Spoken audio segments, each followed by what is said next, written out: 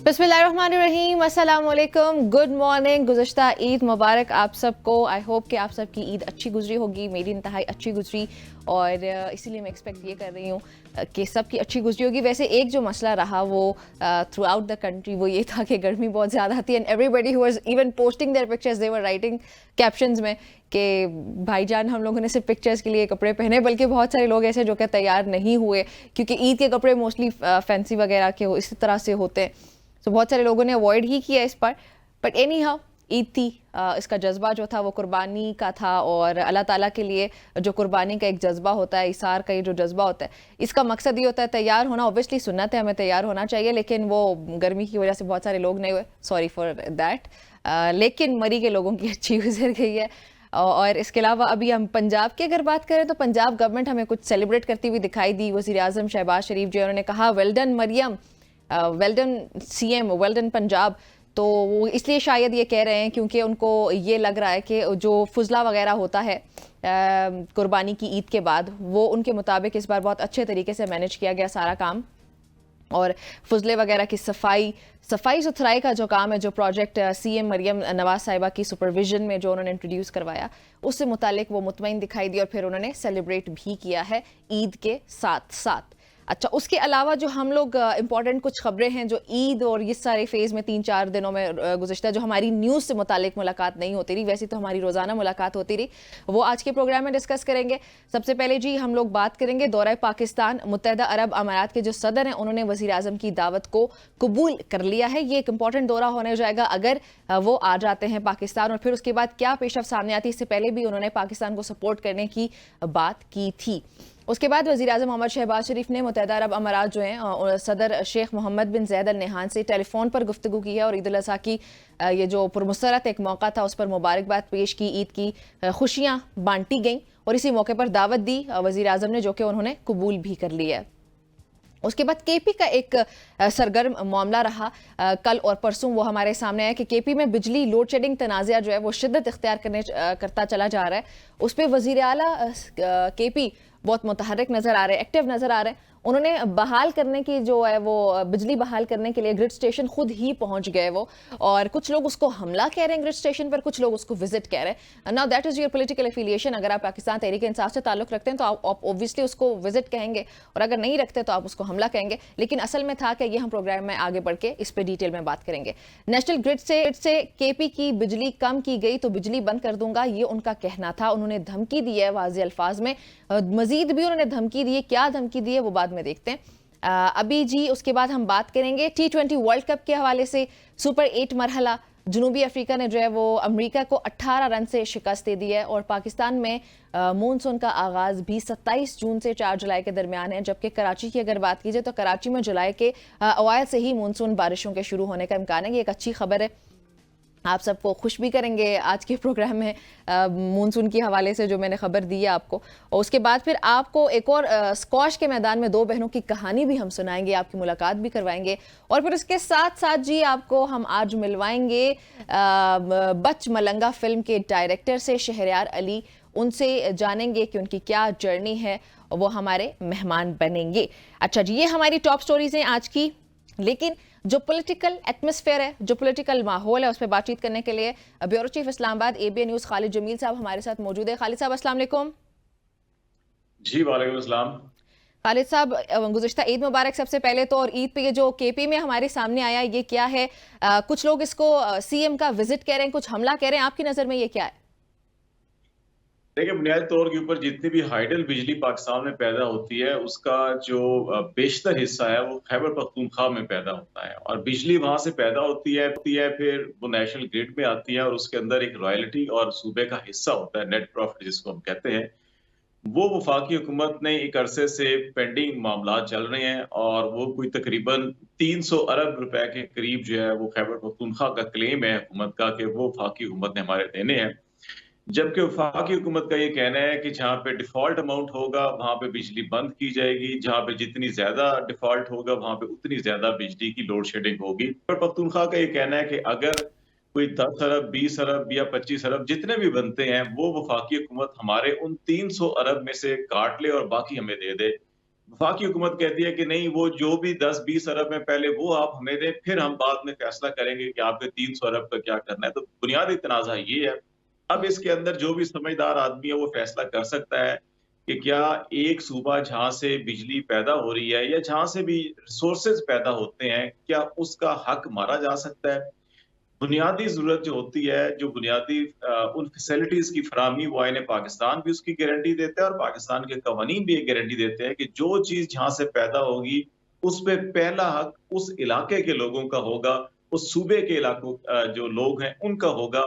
उसके बाद उसको जो है मुंतकिल किया जाएगा दीगर सूबों की तरफ या दीगर जो इलाके हैं, उनकी तरफ। लेकिन यहाँ पे उल्टी गंगा बहती है पाकिस्तान के अंदर। यहाँ पे वसाइल जो है वो वफाकी हुकूमत हासिल कर लेती है, लेकिन उन वसाइल की जो कीमत या नेट प्रॉफिट है, यही मसला आज़ाद कश्मीर के साथ चल रहा है। और आपने 1 माह पहले जो आज़ाद कश्मीर के अंदर एक अवामी एक्शन कमेटी का रिएक्शन देखा पूरे आज़ाद कश्मीर में, जो हमने पिछले 70 साल में नहीं देखा था कि अवाम सड़कों पर आ गए और जो वहाँ पे अफ़सोसनाक वाक़यात पेश हुए, वो हमने अपनी आँखों से अच्छा, देखे आपने हैं। खालिद साहब वहाँ भी बुनियादी मसला अवाम के यही है। रिएक्शन की बात की। अवाम का भी ऐसा रिएक्शन नो डाउट इससे पहले हमने कभी नहीं देखा, और सीएम का भी आई डोंट थिंक सो, जहां तक मेरी नॉलेज है सीएम का भी कोई ऐसा रिएक्शन हमने नहीं देखा। आपकी ज्यादा नजर होती है, आप जाहिर है आपका तजुर्बा है, आपकी नजर में कभी कोई सीएम इस तरह पहले गया है या उनका इस तरह रिएक्शन सामने आया है? देखिए, पाकिस्तान में पिछले 2-3 सालों में 70 साला तारीख में पहली बार बहुत से ऐसे वाक़यात हुए हैं जो हमने कभी नहीं पहले देखे। कभी नहीं मैंने हुए। अपनी 30 साला ज़िंदगी की सहाफ़त में नहीं देखा कि आप जो है कि 1-1, 2-2 साल घर की ख़वातीन, माँ, बेटियों की चादरें उछालें और फिर उनको बगैर मुकदमात के, बगैर सज़ाओं के उनको जेलों में रखें, ये मैंने कभी 30 साल में नहीं देखा था। ये इसी तरह से जो चीफ मिनिस्टर साहब जा रहे हैं कि अब इसको 2 हवाले हैं, जो आपने खुद भी कहा कि एक हवाला ये है कि चीफ मिनिस्टर अपने सूबे के हकूक के लिए बात कर रहे हैं और अपने अवाम के हकूक के लिए जो है कि वो ग्रिड स्टेशंस के दौरे भी कर रहे हैं और वहाँ पे यकीनी बनाया जा रहा है कि जो शेड्यूल लोड शेडिंग है वो तो हो, लेकिन उससे ज़्यादा ना हो। दूसरा मौक़िफ़ जो उनके सियासी मुखालफिन हैं, जो पाकिस्तान ने पिछले 2 साल से बगैर किसी घर के तकद्दुस का, किसी इखलाकियात का, आयन का, कानून का बिल्कुल ख़्याल नहीं रख रहे और वो हर वो तरीका इस्तेमाल कर रहे हैं जिस तरीके से किसी तरह भी इक़्तिदार पे कब्ज़ा किया जा सकता है या इक़्तिदार को तूल दी जा सकती है, वो इसको हमला करार दे रहे हैं। लेकिन मेरा ख़्याल है कि अगर जिन्होंने आयन कानून कुछ पढ़ा हुआ है, कुछ इखलाकियात जिनके करीब से गुज़री हुई हैं, तो वो बहुत सी चीज़ों का इहाता कर सकते हैं कि हमें तमाम इदारों को और तमाम अफ़राद को अपनी लिमिट्स के अंदर रहना चाहिए। उन लिमिट्स को क्रॉस नहीं करना चाहिए। चीफ मिनिस्टर भी अगर अपने हकूक की बात कर रहे हैं, तो वो ये ज़रूर देखें कि अगर जिस ग्रिड के एरिया के अंदर अगर 8 घंटे शेड्यूल लोड शेडिंग है, तो आप वहाँ पे अगर मजबूर करेंगे कि नहीं जी, यहाँ पे लोड शेडिंग बिल्कुल ख़त्म कर दी जाए। वहाँ पे अगर हम्म। बिजली चोरी हो रही है, तो सूबाई हुकूमत की कुछ ज़िम्मेदारी भी है। उस चोरी की रोकथाम के लिए इक़दामात करें।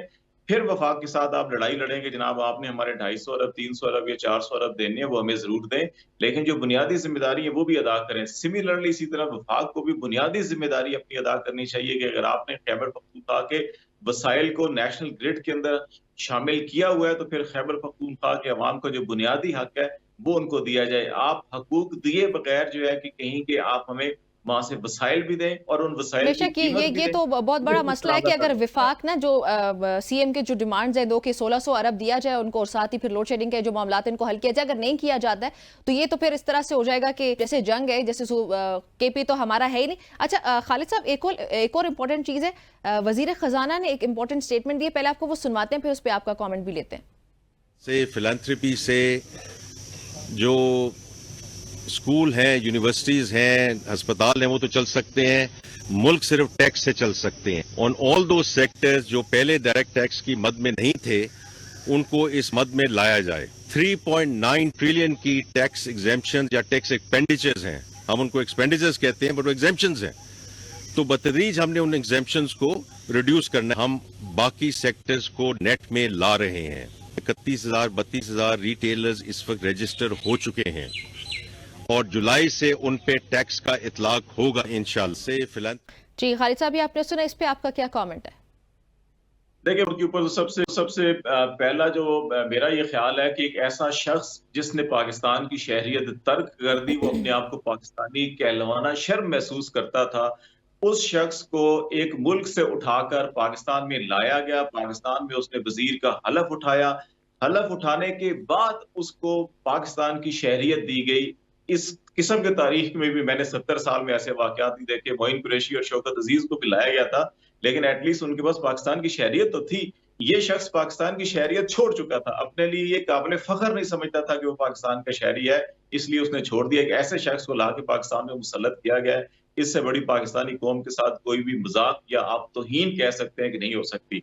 दूसरी बात यह है कि ये खुद शख्स ये कह रहा है कि 39,000 अरब जो है कि वो पाकिस्तान के अंदर 3,900 अरब जो है पाकिस्तान के अंदर टैक्स इस्तस्नास है, टैक्स छूट दी गई है। इसके अलावा जो है कि कुछ तकरीबन आपके इन्हीं के अपने अल्फाज हैं कि 5 से 600 अरब रुपए की टैक्स चोरी होती है। अब आप अंदाजा लगा लें कि टैक्स चोरी का हुजम इतना ज्यादा है, टैक्स छूट का इतना ज्यादा है, लेकिन जो सैलरीड क्लास है उसके स्लैब चेंज करके उन्हीं के ऊपर जो है कि इन्होंने कोई इजाफी टैक्स लगा दिया है।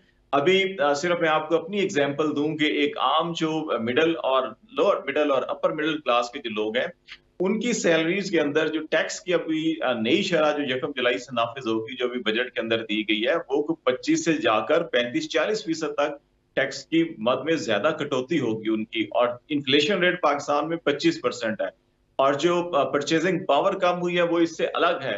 तो ये सारा इम्पैक्ट जाकर कोई 60% के करीब इम्पैक्ट पड़ता है। लोगों की इनकम कम हुई है 1 साल के अंदर, लेकिन दूसरी तरफ जो है कि ये एक तरफ सैलरीड क्लास को, जो गवर्नमेंट के एम्प्लॉइज हैं, उनको तो रिलीफ दे दिया, लेकिन वो जो जिनको अभी ये 39 फिगर इस्तेमाल कर रहे हैं कि जिनको टैक्स छूट दिए, उनसे मरहलावार आहिस्ता आहिस्ता जो है कि उनको टैक्स नेट में लाया जाएगा। लेकिन जो ऑलरेडी सैलरीड क्लास टैक्स दे रही है उसके ऊपर जो है कि फौरी तौर के ऊपर बर्डन डाल दिया जाएगा। ये वो तरजीहात है जिनकी बुनियाद पर पाकिस्तान आगे नहीं बढ़ रहा। अगर आपने पाकिस्तान को आगे बढ़ाना है, एक तो ये इम्पोर्टेड किस्म के वुज़रा को ला के पाकिस्तान के ऊपर मुसल्लत मत कीजिए। पाकिस्तान के अंदर बेशुमार ऐसे इकोनॉमिस्ट हैं जो दुनिया के कई खित्तों के अंदर, दुनिया के इंटरनेशनल वेल रेप्यूटेड इदारों के अंदर जो है कि अपनी खिदमात सरअंजाम दे रहे हैं और दे चुके हैं। पाकिस्तान के अंदर आपको सिर्फ एक एग्जांपल देता हूँ, वो बदकिस्मती से तहरीक इंसाफ के साथ भी रही, डॉक्टर सानिया निश्तर। उन्होंने आप देखें कि सोशल सेक्टर के अंदर क्या खिदमात से अंजाम दी, दुनिया उनसे फायदा उठा रही है। हम ऐसे लोगों को धकेल रहे हैं अपने सियासी नजरियात की बुनियाद का, अपने मुखालफिन को हम वो सलूक करते हैं उनसे कि वो मुल्क से भाग जाएं। और ऐसे बैंकर्स जो सिर्फ और सिर्फ जो है कि अपने खाते फुल करना तो जानते हैं, लेकिन मईशत का पहिया चलाना नहीं जानते, उनको जो है कि बगैर शहरियत के पाकिस्तान पे लाके मुसल्लत करते हैं। हमें इन तरजीहात को बदलना होगा। और दूसरा, तरजीहात को वो बदलना होगा, जो सिस्टम को बदलने 3-4 हजार अरब की टैक्स छूट ले रहे हैं, उनकी छूट फौरी तौर के ऊपर आप खत्म कीजिए, और जो पहले से टैक्स दे रहे हैं उनको रिलीफ दीजिए, तो खुद ब खुद मामला ठीक होंगे। सही। अच्छा खालिद साहब, तहरीक इंसाफ भी एक नई तहरीक चलाने के बारे में उसका इंडिया दे चुकी है, 21 तारीख का बल्कि ऐलान भी आ चुका है। पुरअमन एहतजाज या फिर रैलीज या जलसे जुलूस जो किए जाएंगे, मिल जाएगी इजाजत तहरीक इंसाफ को?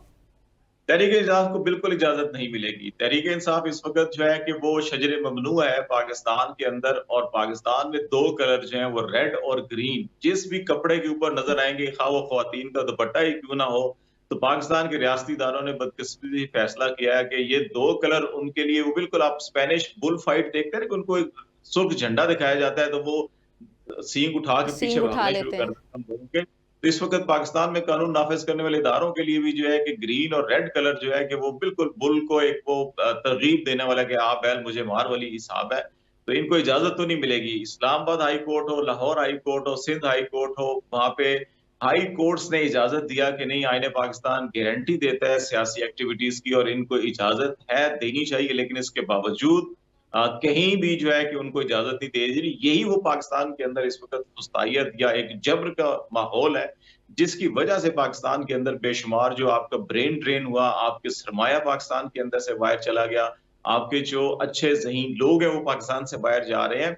इसी वजह से पाकिस्तान की इकोनॉमी जो है कि वो आगे नहीं बढ़ रही। नो डाउट ये सारे फैक्ट्स हैं खालिद साहब, लेकिन तहरीक इंसाफ अभी तहरीक इंसाफ ने अभी इस टाइम पे जाके ये जो नई तहरीक चला इंडिया दिया है, ये अचीव क्या करना चाहती है तहरीक इंसाफ? चाह कह रहे हैं, मकसद क्या है इस तहरीक का? देखिए, बुनियादी तौर के ऊपर उनके 2 मकसद हैं। एक ये कि 8 फरवरी को जो अवाम ने अपना हक रायदही इस्तेमाल किया वोट के जरिए, बैलेट के जरिए, उसका एहतराम किया जाए। अवाम ने जिसको मैंडेट दिया उसको हुकूमत का हक होना चाहिए। यही आईने पाकिस्तान कहता है, यही दुनिया का हर महज़ब कानून और दुनिया का हर महज़ब माशरा भी यही कहता है। लेकिन गैर महज़ब या जो गैर तहजीब याफ्ता या गैर तरबियत याफ्ता माशरे होते हैं, उनके अंदर जिसकी लाठी उसकी भैंस का असूल होता है। तो पाकिस्तान के अंदर इस वक्त जो 8 फरवरी को इलेक्शन हुए थे, उसमें जो अवाम ने जिसको मैंडेट दिया था, उस मैंडेट के ऊपर एक डाका मतलब डाला कि गया वही और वही दो शरायत तहरीक इंसाफ की बजट से ठीक है। अभी मुझे तो पर्सनली ये लग रहा है कि शायद इस तहरीक में कुछ बजट के बारे से उससे कुछ किया जाए। एनी हाउ, एहसन इकबाल साहब ने भी एक इंपॉर्टेंट बयान दिया कल चीन से मुतालिक, पहले वो सुनते हैं, उस पर भी आपका कमेंट चाहिए खालिद साहब। और चीन, पाकिस्तान और चीन के ताल्लुकात पर ट्रोलिंग शुरू की हुई है।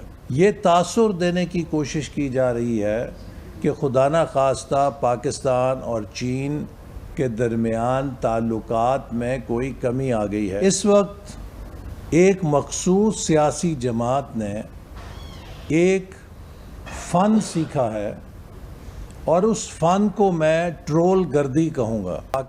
जी खालिद साहब, इस पे भी आपका कमेंट चाहिए। मुझे एहसन इकबाल साहब की वो तकरीरें और इवन मियां नवाज शरीफ साहब, शहबाज शरीफ साहब, मरियम साहबा की, ख्वाजा आसिफ की याद आ रही, जो पार्लियामेंट के खड़े होके कोरोना के दौर में जब दुनिया भर के अंदर बिजनेस स्लो हुए थे और डेफिनेटली उसका इम्पैक्ट पाकिस्तान के ऊपर भी पड़ा था और सी पैक के काम के ऊपर भी रफ्तार स्लो हुई थी और उसको इन्होंने मुल्क दुश्मनी करार दिया था और कहा था कि जनाब इस वक्त पाकिस्तान के अंदर एक मुल्क दुश्मन हुकूमत है। और उस वक्त जो ववेला जो रोना पीटना शुरू किया था इन्होंने, वो भी मुझे आज याद है। तो उसको हम एहसन इकबाल साहब से कोई पूछने वाला हो कि जनाब उसको हम क्या कहेंगे, क्या उसको फिर हम मुल्क दुश्मनी नहीं कहेंगे? मेरा ख्याल है कि हमें चीजों को इदराक करना चाहिए। इस वक्त पाकिस्तान के अंदर कोई नहीं कह रहा, इस वक्त दुनिया ये कह रही है।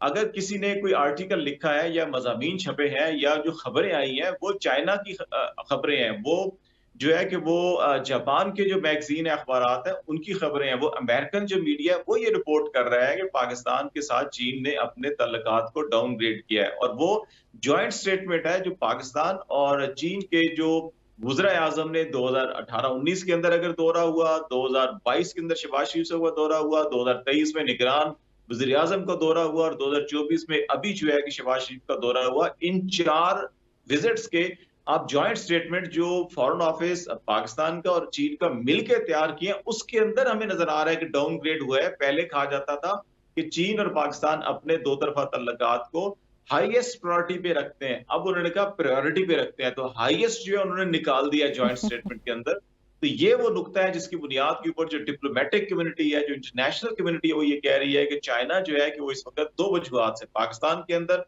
पॉलिटिकल इंस्टेबिलिटी है, नंबर 1, नंबर 2 इनसिक्योरिटी है। चाइनीज के साथ जो कुछ पाकिस्तान के अंदर हुआ, वो भी 70 साल में हमने पहली बार देखा है कि चाइनीज ने यहाँ पे अपने कारोबार, अपने मराकज, अपने दफातर बंद किए हैं। पहले होता था कि चाइनीज कहते थे कि अगर हमारा एक इंजीनियर जख्मी होगा तो हम 100 इंजीनियर भेजेंगे, अगर हमारा एक इंजीनियर यहाँ पे मर्डर किया जाएगा तो हम 1000 लोग भेजेंगे, यहाँ पे काम बंद नहीं करेंगे। लेकिन अभी इन सालों के अंदर, 1-2 सालों के अंदर हमने देखा चाइनीज ने अपने कारोबार बंद किए हैं यहाँ पे। तो ये वो हालात हैं जिसकी वजह से दुनिया ये कह रही है कि चाइना ने पाकिस्तान के साथ तल्लुकात को डाउनग्रेड किया है। ये हम नहीं कह रहे, मेरा ख्याल है एहसन इकबाल साहब को वो जो एक फोबिया हो चुका है यहाँ पे पाकिस्तान के अंदर, एक पूरी क्लास है और वो हर तबके के अंदर, हर ग्रोह के अंदर, हर इदारे के अंदर मौजूद है जिनको पीटीआई फोबिया हो चुका है। जैसे मैंने पहले कहा ना कि रेड और ग्रीन कलर वो देखते ही जो है कि वो उनके सर के ऊपर सींग खड़े हो जाते हैं। तो ये भी इस वक्त उनके वो फोबिया की अलामत है कि वो हर बात के अंदर जाके उसके साथ जोड़ते हैं। जनाब आप दुनिया को देखें। अच्छा खालिद साहब, एक तरफ तो ये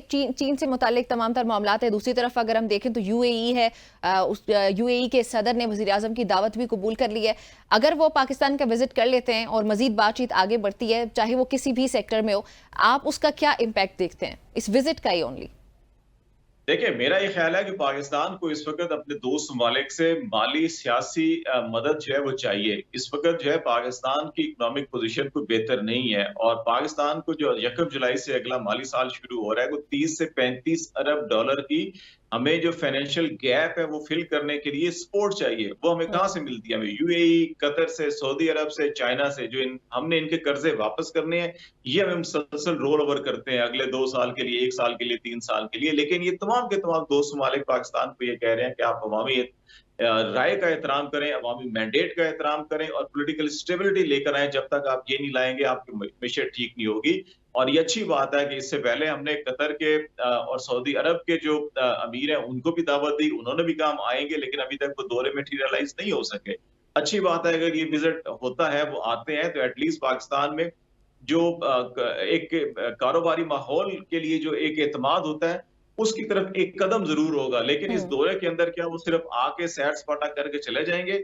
इस तरह से आपको साउथ पंजाब के अंदर आप चले जाएँ, बलूचिस्तान के अंदर चले जाएँ, सिंध में शिकारगाहें हमने सऊदीज़ और यूएई के शहज़ादों को दी हुई हैं, तो वो अक्सर उनके हुक्मरान आते हैं, सैर-सपाटा करते हैं, शिकार करते हैं, चले जाते हैं। ये नहीं, अगर वो आते हैं, कोई यहाँ पे इन्वेस्टमेंट की बात होती है, कोई बायलैटरल इकोनॉमिक कोऑपरेशन की बात होती है, कोई ऑयल एंड गैस सेक्टर के अंदर कोई बात होती है, एनर्जी के अंदर बात होती है, या इवन बहुत से और दूसरे सेक्टर्स हैं, उनके अंदर कोई कोऑपरेशन की बात होती है, इन्वेस्टमेंट होती है, फिर तो पाकिस्तान के लिए बड़ा ये सूदबंद होगा। लेकिन अगर जो है कि सिर्फ आना है, वो गुफ्तन शनिस्तन होनी है और सिर्फ बर्खास्तन हो जाना मीडिया है, मीडिया पे आने के लिए, फिर सिर्फ मेरा ख्याल है हाइलाइट्स कि के लिए। सिर्फ जो है कि ये वो आप आर्टिफिशियल स्टेप्स ले रहे हैं, लेकिन आप कंक्रीट स्टेप नहीं ले रहे। एग्जैक्टली वैसे ही जैसे फाइनेंस मिनिस्टर हमारे जो है वो कहते हैं कि हम जो है कि ठीक जिनके ऊपर हमने टैक्स छूट दी हुई है उनको तो कुछ नहीं करना, लेकिन जो टैक्स इनसे ले रहे हैं उन्हीं के ऊपर बोझ डालते रहना है। ठीक हो गया। खालिद साहब बहुत शुक्रिया हमें ज्वाइन करने के लिए। नाज़रीन, गुफ्तगू ने इंपॉर्टेंट जो सियासी उमूर है उन पर हमने बातचीत की है, और ये खुश आइंदा पाकिस्तान के लिए कि अगर यूएई के सदर पाकिस्तान आते हैं और डिफरेंट शोबों में मुख्तलिफ सेक्टर्स में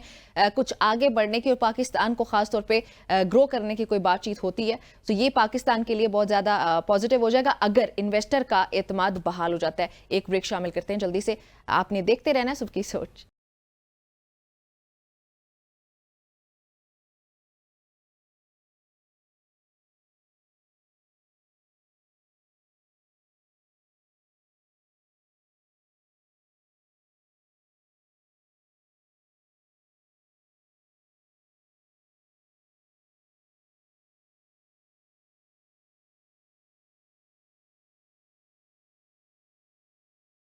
वेलकम बैक जी। एक बार फिर से आपको खुशामदीद कहते हैं सबकी सोच में। और अभी हम बात करेंगे केपी के हवाले से ही, जो हमने पहले सेगमेंट में भी इसका जिक्र किया था। केपी में बिजली लोड शेडिंग जो तनाज़ा है वो फिलहाल तो शिद्दत इख्तियार कर चुका है। वज़ीर आला के ताबड़तोड़ हमले और जो उनके बयानात हैं वो हमारे सामने आ रहे हैं, बल्कि बयानात नहीं, धमकियाँ क्लियरली वो दे रहे हैं। वज़ीर आला ने जो बिजली बहाल करने ग्रिड स्टेशन पहले वो पहुंचे, फिर वहाँ पर उनके बयानात सामने आए, और अली अमीन गड्डापुर ने एक बार फिर से जो है वफाकी हुकूमत को धमकी दी है, और उन्होंने जो है एक बार फिर से ही यही मुतालिबा भी किया है कि जो उनके फंड्स हैं या जो केपी के पैसे हैं 1600 अरब रुपए, वो उनको दिए जाएं, और साथ ही लोड शेडिंग जो केपी में जिसका दौरानिया बहुत ज़्यादा है उसको कम किया जाए। बल्कि उन्होंने एक नया स्केड्यूल खुद ही बना के वहाँ पे लागू कर भी दिया, जिस पे अब इम्प्लीमेंटेशन होती है नहीं, दैट स्टैंड्स अ क्वेश्चन। और वफाकी हुकूमत को धमकी देते हुए उन्होंने ये कहा कि अगर नेशनल ग्रिड से सूबे की बिजली कम की गई तो वो नेशनल ग्रिड से बिजली ही बंद कर देंगे।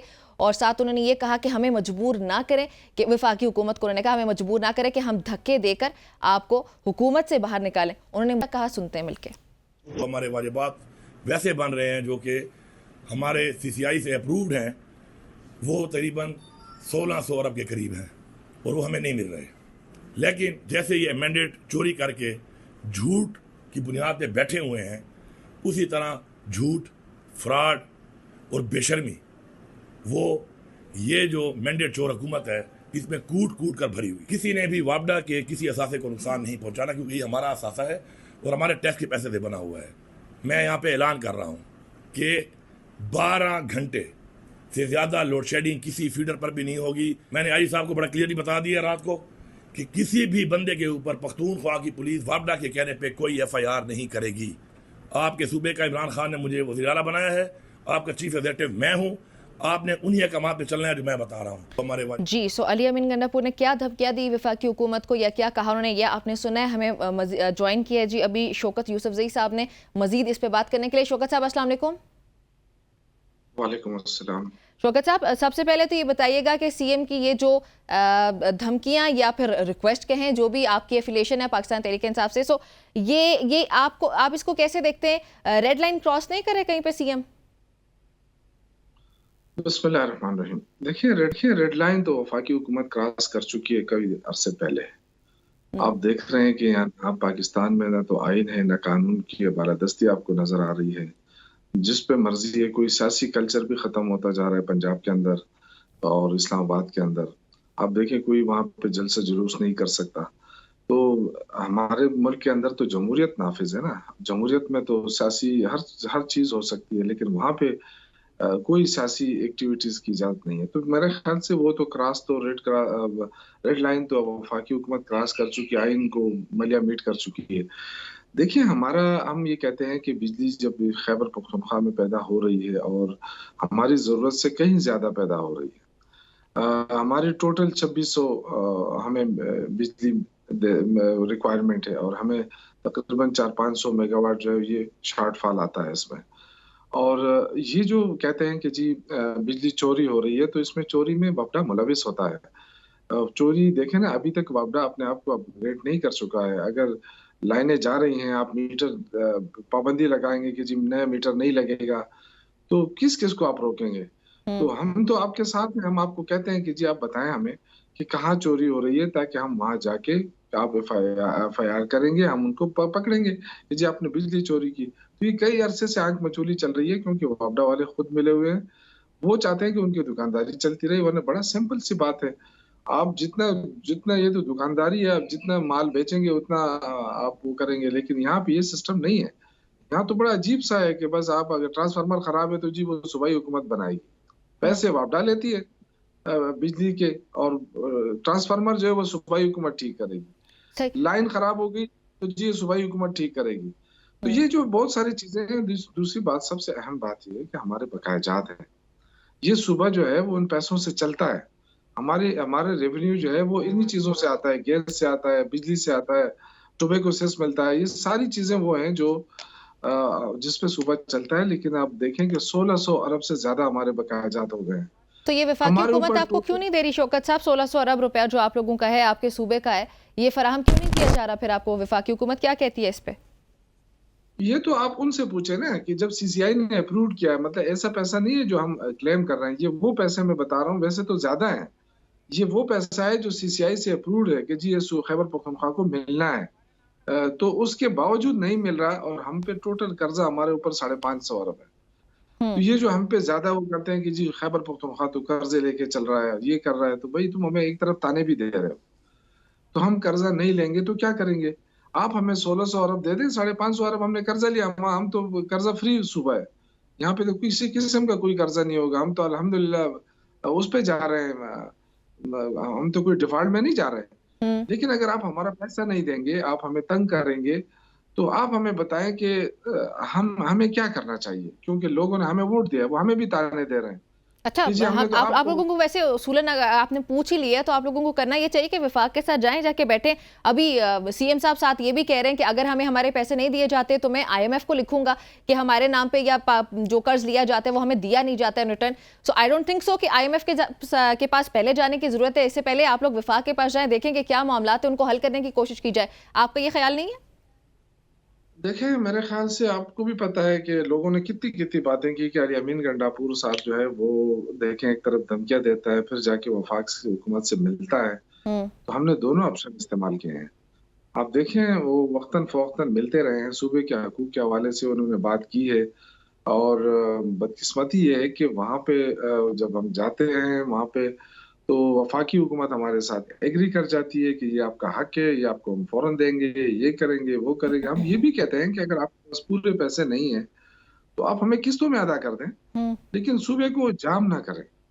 देखो बिल्कुल ये तो जैम हो गया ना, आप जैम करने की कोशिश कर रहे हैं सूबे को।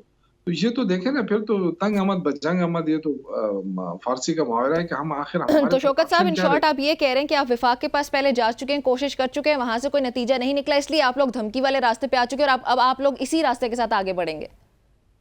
देखिए धमकियों के बावजूद भी आप देखें कि हम कई दफा मिल चुके हैं। उस पे मीडिया ने कई दफा कहा कि जी ये देखें इन्होंने धमकियां भी दी और फिर जाके वफाक से मिल भी रहे हैं। हम्म। तो मैंने ये अर्ज किया कि हमने कोई रास्ता छोड़ा नहीं है, हमने हर ऑप्शन इस्तेमाल किया है। और उसकी वजह ये है कि सूबे का मामला है। देखिए यहाँ सूबे में सिर्फ पीटीआई के लोग तो नहीं रहते हैं, यहाँ तो हर पार्टी के लोग हैं। हम्म। तो मतलब ये कि सबको तो सजा नहीं मिलनी चाहिए ना। अगर आप इस बुनियाद पे सजा दे रहे हैं सूबे को कि जी पीटीआई की हुकूमत क्यों बनी है, तो अब ये तो बड़ी ज्यादती होगी। पंजाब में भी लोगों ने पीटीआई को वोट दिया है, सिंध के अंदर भी दिया है, वहां अपने मैंडेट चोरी कर लिया। तो ये सारी चीजें हैं कि देखें अब ये इस तरह की चीजें अब नहीं चलेंगी। ये बदमाशी और ये इस तरह की कि जी अब वफाक है, यहाँ पे गवर्नर राज आ जाएगा, ये हो जाएगा, ये तड़ियां, ये धमकियां, ये काम नहीं करेगी इनकी, क्योंकि अरे यहाँ वैसे सूबे के तड़ियां आवाम धमकियां तो सीएम साहब खुद लगा रहे हैं ना, आपकी अपनी जमात लगा रही है, और ये जिस तरीके से इल्जामात लगाए जा रहे हैं उनकी तरफ से, वैसे इस तरह तो फिर वैसे ये भी होना चाहिए कि पूरे पाकिस्तान में ही सब सीएम जो हैं वो फिर बाहर निकल जाएं, ग्रिड स्टेशन पहुंच जाएं, वहां पे जाके एहतजाज अपना रिकॉर्ड करवाना शुरू कर दें, क्योंकि लोड शेडिंग भी पूरे पाकिस्तान में हो रही है। सो अगर आप लोगों को ये रास्ता नजर आता है, इसका हल ये नजर आता है तो देखें, आप बिल्कुल ऐसी बातें कर रही हैं। मैं ये अर्ज कर रहा हूँ कि देखें, अगर हमारे लोड शेडिंग तो हो रही है ना, जी जी। लेकिन लोड शेडिंग के अलावा 1600 अरब बन गए हमारे। हम्म। जो हमें ज्यादा गुस्सा आ रहा है वो ये कि सूबे में तरक्याती काम रुक रहे हैं, क्योंकि हमने देखे हम आवाम को रिलीफ दे रहे हैं सेहत कार्ड की सूरत में, और अगर हम सेहत कार्ड पैसा नहीं होगा तो सेहत कार्ड बंद होगा, नुकसान आवाम का होगा। तो एक मसला तो नहीं है ना, चलो लोड शेडिंग का तो उस पर बात हो सकती है, लेकिन हम तो वो बात कर रहे हैं जो वफाक हमारे साथ बात करके फिर मुकर जाती है। विफाक ने ये क्या जो पर्टिकुलरली इससे मुतालिक, आप विफाक ने इससे पर्टिकुलरली आपसे मुतालिक क्या बात की थी? देखिए, जो वफाक के साथ हमारे शेड्यूल तय हुए हैं उस शेड्यूल पे अमल दरामद किया जाए। आप कहती हैं उनसे बात क्यों नहीं करते हैं? वो जो वो जो क्या बात हो वो गई क्या थी, शेड्यूल था, जैसे 18 घंटे से 15 घंटे वगैरह आना, यही सारी मामला थे? यही थे ना। देखें, मैं तो ये अर्ज कर कि अवैस लगारी साहब मौजूद थे, वजीर दाखिला साहब मौजूद थे, उनकी मौजूदगी में प्रेस कॉन्फ्रेंस हुई है, उनकी मौजूदगी में सारी चीजें तय हुई कि जहाँ पे 22 घंटे है वहां पे 18 हो जाएगा, जहाँ पे 18 है वहां पे 15 हो जाएगा, जहाँ पे 15 है वहां पे 10 हो जाएगा, 12 हो जाएगा। जब शेड्यूल आपने बना लिया तो फिर आप उस पर अमल क्यों नहीं कर रहे? नालायकी तो आपकी है। अगर आप देखें ना, अगर बिजली चोरी हो रही है या बिजली जाया हो रही है तो आईपीपी के मायदे हमने तो नहीं कराए थे। ये सारा जो मलबा जा रहा है, सारा पैसा आईपीपी को जा रहा है, क्योंकि आईपीपी को आपने कैपेसिटी से ज्यादा आपने बिजली पैदा करने के मायदे कर लिए। आपके पास जगह ही नहीं है कि आप बिजली स्टोर कर सके या बिजली के ट्रांसमिशन को 100% श्योर कर सके। तो ये नालायकी तो आपने की है, पीपल्स पार्टी ने की है, मुस्लिम लीग ने की, उसका सजा हमें क्यों दे रहे हैं आप? अब हमारे साथ तो देखिए, हम तो जो आपको बिजली बना के दे रहे हैं 5-6 हजार मेगावाट, हमारी तो 2600 मेगावाट जरूरत है, और हम आपसे उसी रेट पे ले रहे हैं जो आप पंजाब को दे रहे हैं। हालांकि बिजली हमारे सूबे में बन रही है और तकरीबन कोई 1-1.5 रुपए पे बन रही है पर यूनिट, लेकिन आप हमें 1600 और 1800 पे दे रहे हैं, 18 रुपए पे दे रहे हैं, कुछ पे 36 रुपए पे भी मिल रहे हैं, जो जो हमारे इंडस्ट्री के वो है। तो कहने का मकसद ये है कि हम तमाम चीजें, हम आपके साथ ये नहीं कह रहे हैं कि जी हम सस्ती बिजली दे दें क्योंकि हमारा सूबा है। हम आपसे कह रहे हैं कि हमारा पाकिस्तान है, हम सारे पाकिस्तानी हैं। अगर जो पंजाब के आवाम को जो बिजली जिस रेट पे मिल रही है उसी रेट पे खैबर पख्तूनख्वा को भी मिलनी चाहिए, क्योंकि वो भी हमारे लोग हैं। बेशक, तो इसमें हम कोई तो उस शक पे नहीं तो है, बात ही- खैबर पख्तूनख्वा पाकिस्तान का ऐसा कोई अलग सूबा थोड़ा ही है। ये तो फिर वो बात होगी ना कि एक सूबे को आपने अलग कर दिया, जैसे नाराज कर दिया है, वो पाकिस्तान का जैसे हिस्सा ही ना हो। तो ये तजाद और ये फसाद तो बिल्कुल नहीं होना चाहिए, हम भी इसको वो जो है अप्रिशिएट नहीं करते हैं। जी बिल्कुल, देखिए कोई भी अप्रिशिएट नहीं कर सकता। या तो ये है ना, देखिए हम अपने हक की बात करते हैं, वो कहते हैं ये गद्दार हैं। हम्म। तो जब हम अपने हक की बात भी नहीं करेंगे, आप हमें हमारा पैसा भी नहीं देंगे, हमारे बिजली भी हमें प्रोवाइड नहीं करेंगे, और जो हमारा जो शेयर बनता है डिविजिबल पूल के अंदर या और जो हमारे टैक्सेस के जो शेयर बनते हैं वफाक के साथ, वो भी आप हमें बर वक्त नहीं देंगे। और जो शौकत सबसे साहब, जो आपने अहम बात, एक और बात भी की है ना, आपने जो बिजली चोरी से मुतालिक, आप लोगों ने बिजली चोरी से मुतालिक विफाक का, क्योंकि यही आर्ग्यूमेंट होता है कि सबसे ज्यादा बिजली चोरी होती ही केपी में है, इसीलिए जो केपी के मसाइल हैं वो बिजली चोरी की वजह से। तो ये बिजली चोरी से मुतालिक आप लोगों ने विफाक से बात की कि अगर आप लोगों को लगता है कि ये मसला है तो उसको मिलकर हल करें, वो भी, या फिर वो सूबाई लेवल पे फेंक देते हैं? देखिए, एक तो देखे ना, अगर आप ये कहें कि हर खंबे के साथ एक पुलिस वाला खड़ा कर दिया जाए, हाँ। हमने ये कहा है उनसे कि आप, पहली बात तो ये है कि आपके जो तार नीचे जमीन पे पड़े हुए हैं बिल्कुल जमीन के साथ जा रहे हैं, इसको थोड़ा सा आप अपग्रेड कर दे, ऊपर कर दे, ताकि लोग आसानी कुंडे ना डाल सके। अब हम हर वक्त तो उनके साथ हो नहीं सकते हैं। रात के टाइम को बंदा खुद जाके ना आराम से कुंडा डाल के आ जाता है, और ये सारे इनके साथ मिले होते हैं, इनको पता होता है कि ये किसने कुंडा डाला है। कुंडा कल्चर ही इन्होंने पैदा किया है, क्योंकि हमने कई दफा, एक गांव था जो फजलाई साहब हमारे एमपी है, ये 3-4 साल पहले की बात है, वो वापडा के पास आए कि जी हमारा पूरा गांव है, वो आप कहते हैं बिजली चोरी करते हैं, इनके पास मीटर नहीं है, आप मीटर लगवा दें। तो उन्होंने कहा जी मीटर पे पाबंदी है। था मुझे बताएं कि बिजली जा रही है जिस गांव से, और वो कह रहे हैं जी मीटर पे पाबंदी है, तो फिर लोग क्या करेंगे? तो ये अमन अमान का इशू हमारे लिए बन रहा है, नालायकी इनकी है। हम ये कहते हैं कि आप हमें बता दें कि आप पहले अपने आप को सिक्योर कर ले और हमारे साथ बंदे बता दें कि जी ये चले फलां जगह सही हो गया चोरी हो रही शौकत साहब, माजरत के साथ आपको इंटरप्ट किया है। अभी वजीर आला ने वजीर आला को एक बार फिर से यकीन दहानी दिलाई दी गई है इंटीरियर मिनिस्टर की जानिब से कि इन मसाइल को 48 घंटे के अंदर अंदर हल करने की कोशिश की जाएगी। सो आप लोग क्या एक बार फिर से किसी बातचीत की तरफ जाएंगे, कुछ हल की तरफ बढ़ने की कोशिश करेंगे?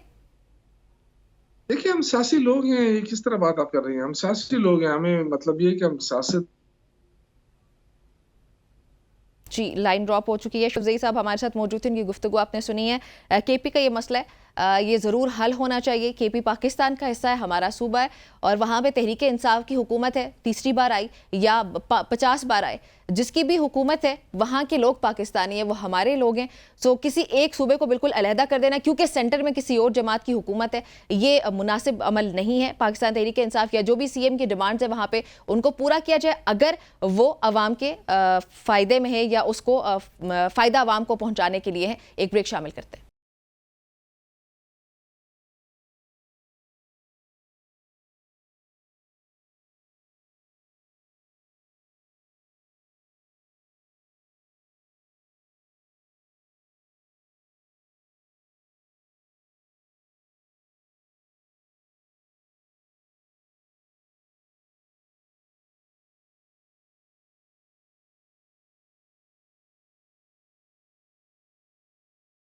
वेलकम बैक जी, एक बार फिर से आपको खुशामदीद कहते हैं सबकी सोच में।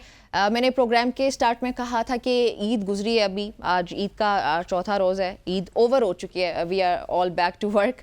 लेकिन एक मसला जो ईद पे सबको दरपेश रहा वो गर्मी का था। ज़्यादातर लोग तैयार ही नहीं हो सके क्योंकि गर्मी बहुत ज़्यादा थी। टेम्परेचर 40 प्लस मुल्क के बेशतर इलाकों में रहा और 35 वगैरह तो नॉर्मली तकरीबन हर दूसरे शहर में ज़रूर ये टेम्परेचर रहा है, जिसकी वजह से आवाम को काफ़ी मुश्किलात का सामना करना पड़ा। बल्कि personally I was talking to a friend, so she told me कि 1 घंटे के अंदर उनके घर पे जो गोश्त वगैरह था वो ख़राब हो चुका था। तो काफ़ी ये गर्मी रही है, लेकिन ये गर्मी कब ख़त्म होगी इस पर भी बात कर लेते हैं। अभी अच्छी खबर भी है एक, वो ये कि मानसून का आगाज़ होने जा रहा है। 27 जून से लेकर 4 जुलाई के दरमियान होने का इम्कान है ये बारिशें वगैरह। और मौसमियाती माहिरीन जो है उन्होंने ये कहा कि पाकिस्तान में मानसून का आगाज़ 27 जून से 4 जुलाई के दरमियान हो सकता है, ये एक्सपेक्टेड है, प्रेडिक्शंस है। जबकि कराची की अगर बात की जाए तो कराची में जुलाई के अवाइल से ही मानसून बारिशों के शुरू होने का इम्कान है। और जो मौसमियाती तज्जियाकार है उनके मुताबिक 30 जून को शुमाली बहर अरब पर दरमियानी शिद्दत का कम दबाव बनने का भी इम्कान है। सो अगर ये सिस्टम बना तो जुलाई के इब्तदाई दिनों में कराची में भी मानसून की पहली बारिश हो सकती है। और जो मौसमियात के माहिरीन मौसमियात, उन्होंने 22 और 23 जून को कराची के कुछ ऐसे मकामात चंद मकामात पर आंधी और हल्की बारिश का इम्कान भी जाहिर किया। अब मज़ीद इलाकों के हवाले से क्या तफसीलात है ये जानने के लिए हमें चीफ मेट ने सरफराज साहब अस्सलाम वालेकुम। जी वालेकुम अस्सलाम। सबसे पहले तो आपको गुज़श्ता ईद मुबारक। कैसी गुजरी आपकी ईद भी गर्मी की वजह से मुतासिर हुई? बहुत शुक्रिया जी, खैर मुबारक, आपको भी ईद मुबारक। तो नहीं, कराची में देखें उतनी बहुत ज़्यादा गर्मी नहीं थी, वैसे तो होती है 35-36 को, हम गर्मी नहीं कहते कराची वाले। और अलबत्ता नमी चूँकि ज़्यादा होती है तो गर्मी फील ज़्यादा होती है कराची में। लेकिन आपने जैसे जिक्र किया पंजाब के तमाम ही इलाकों में तकरीबन मेरे ख्याल में सारे इलाकों में बहुत ज़्यादा गर्मी थी। वहाँ तो हाई 40s में टेम्परेचर थे, यानी 44, 46, 47, 48 तक भी कहेंगे। तो उनके यहाँ तो बहुत ज़्यादा गर्मी थी, लेकिन कराची में बेहतर थी सूरत हाल। अच्छा, इस्लामाबाद की अगर बात की जाए तो ईद के पहले 2-3 रोज़ ये जो ईद के दिन गुजरे 44-45 ये टेम्परेचर रहा है यहाँ पे तो। जी बिल्कुल, वो मैंने बताया ना आपको कि पंजाब पूरे पे एक तरह से बहुत ज़्यादा गर्मी थी, वो जो हीट वेव लाइक सिचुएशन ही कह रहे हैं आप, तो उसी के ज़ेरे असर, क्योंकि बिल्कुल ड्राई कंडीशन चल रही थी। आपको पता है कोई आंधी पांधी, कोई ऐसी हल्की फुल्की बारिश का भी कोई नहीं था। तो उस वजह से वो जो एक तरह से हाई प्रेशर की एक्सटेंशन या रिज कह लें, उसके ज़ेरे असर था पूरा पंजाब। तो दैट्स वाई उधर बहुत ज़्यादा गर्मी पड़ी है। चलें, ये तो मसला हो गया, लेकिन फिर भी ईद गुजर गई, अच्छी से ही बुरी से ही गुजर गई है। कोई खुशखबरी भी दें? देखिए, अब चांस है आज हो सकता है कुछ पंजाब के, ख़ासकर जनूबी पंजाब, सेंट्रल पंजाब और फिर नीचे जनूबी पंजाब के कुछ इलाकों में, फिर शुमाल मशरक़ी बलूचिस्तान में, फिर KP में चंद एक इलाकों में आंधी वांधी चले और कहीं पर हल्की, कहीं पर दरमियानी बारिश मुतवक्के है। इस्लामाबाद समेत इर्द गिर्द के जितने इलाके हैं, आज शाम या आज रात में इम्कान है और फिर कल भी इम्कान है। तो ये जो स्पेल है इसी तरह से स्कैटर्ड सा स्पेल, एक तरह से कह सकते हैं आपकी यानी आज शाम रात से लेकर जुमे का दिन, फिर हफ्ते का दिन, इतवार तक एटलीस्ट ये इस तरह से वक्फे से रहेगी। तो गर्मी की शिद्दत में कदरे कमी आएगी और उसके बाद फिर 3-4 दिन आगे ड्राई वेदर ही है। उसमें यानी संडे के बाद जो है ना 27 तक एटलीस्ट वो दोबारा से ड्राई वेदर है और फिर गर्मी ज़्यादा ही होगी। फिर 27 से उम्मीद है कि कुछ अच्छा स्पेल बारिश का, जिसे कहें हम मानसून कहें या प्री मानसून कहें, नॉर्थ ईस्ट पंजाब में ख़ासकर, और फिर ग्रेजुअली वो नीचे फैलेगा सेंट्रल पंजाब और साउथ पंजाब तक। तो 28-29 से यूँ इम्कान ये है कि हो सकता है मानसून का पहला स्पेल शुरू हो जाए पंजाब में, और सिंध में तो जुलाई के पहले हफ्ते में इम्कान है, उससे पहले कोई इम्कान नहीं है सिंध में कोई बारिश वारिश होने का कहीं भी। तो जो जनूबी पंजाब के कुछ इलाके जिनका आपने जिक्र किया कि आज से ही शायद वहाँ पे कोई आंधी तूफान आना शुरू हो जाए, ये कौन से इलाके हैं अगर आप मेंशन कर सकें पर्टिकुलरली? इसमें देखिए जो लाहौर से नीचे का इलाका है ना, यानी साहिवाल से नीचे साहिवाल, मुल्तान, डीजी खान और फिर नीचे बावलपुर, खानपुर और ये जो पट्टी है, और फिर उसके साथ शुमाल मशरकी बलूचिस्तान, ज़ोब और किला सैफुल्ला, किला अब्दुल्ला और बारखान वगैरह, और फिर केपी के जो जनूबी इलाके हैं और एक्सफाटा रीजन है, जो कुछ हल्की सी वेस्टर्ली वेव का असर होगा जो अफ़गानिस्तान से इधर हवाएं दाखिल होंगी, तो वो फिर ज़ाहिर है कि केपी से होती हुई, नॉर्थ ईस्ट बलूचिस्तान से होती हुई, फिर जो डीजी खान से होती हुई, इस तरह से जो पट्टी है जनूबी पंजाब की, इन एरियाज़ में मुतवक्के है आज शाम को या रात को। ठीक है। अच्छा, मानसून की जो बारिशें फर्स्ट स्पेल जो जिसका आगाज़ होने जा रहा है 27 से, हमने हमेशा देखा कि जब भी ये बारिशें होती हैं हम इनके लिए दुआएं कर रहे होते हैं, लेकिन जब ये हो जाती हैं तो हमारे लिए मसाइल खड़े हो जाते हैं। इस साल भी खुदा न ख्वास्ता कोई ऐसा तो नहीं है कि सैलाब की सूरत हाल या कोई शिद्दत अख्तियार कर जाए? देखिए इम्कान तो ये है पूरा कि मानसून की ज़्यादा बारिशें ज़्यादा है इस दफ़ा मामूल से, क्योंकि जितने ग्लोबल मॉडल्स हैं, पीएमडी ने अभी जो 4-5 दिन पहले फोरकास्ट रिलीज़ की है हमारे ऑफिस में, तो उसमें भी यही इंडिकेट किया गया है कि जुलाई से लेकर सितंबर तक जो 3 महीने प्रॉपर मानसून का पीरियड होता है उसमें मामूल से ज़्यादा बारिशें मुल्क के बेशतर इलाकों में, और हाई प्रोबेबिलिटी है। चंद एक पॉकेट्स हैं जैसे उसमें सदरन सिंध है, उसमें कराची भी आ जाता है, उसमें बदीन, ठट्ठा, सुजावल, थरपारकर, और इसी तरह से नॉर्थ ईस्ट बलूचिस्तान है जो, और फिर आपका नॉर्थ ईस्ट पंजाब, उसमें लाहौर और नीचे कसूर, साहिवाल, ये पट्टी, और ऊपर गुजरांवाला, सियालकोट, नारोवाल, इस्लामाबाद तक। तो ये जो एरियाज़ हैं 3-4 पॉकेट्स हैं ऐसे कि बाकी सभी जगहों पर हाई यानी बेटर देन एवरेज मानसून है, इस दफ़ा मामूल से ज़्यादा बारिशें हैं। लेकिन ये जो 3-4 पॉकेट्स हैं इसमें ज़्यादा बारिशें हैं विद हाई प्रोबेबिलिटी, यानी वहाँ की प्रोबेबिलिटी भी ज़्यादा होने की। तो इसलिए आप रूल आउट नहीं कर सकते कि एक कोई मानसून की तो डायनेमिक्स ऐसी होती है कि एक कोई अच्छा तगड़ा स्पेल आए तो वही आपकी अर्बन फ्लडिंग क्रिएट कर सकता है। तो जो अर्बन फ्लडिंग का जो खदशा है, इससे मुतालिक मेट ऑफिस ने जो मुतालिका हुकूमती इदारे उनसे रब्ता किया, उनको ये मैसेजेस डिलीवर कर दिए गए, पहुँचा दी गई ये बात कि भाई ये मसाइल होने जा रहे हैं, इसके लिए हुकूमत देख ले क्या करना है?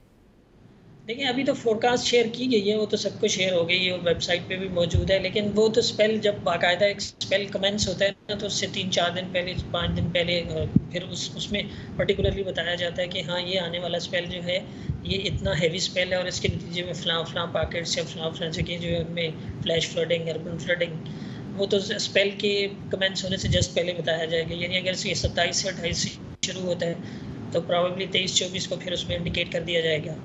चलें जी, सरदार साहब बहुत शुक्रिया हमें ज्वाइन करने के लिए।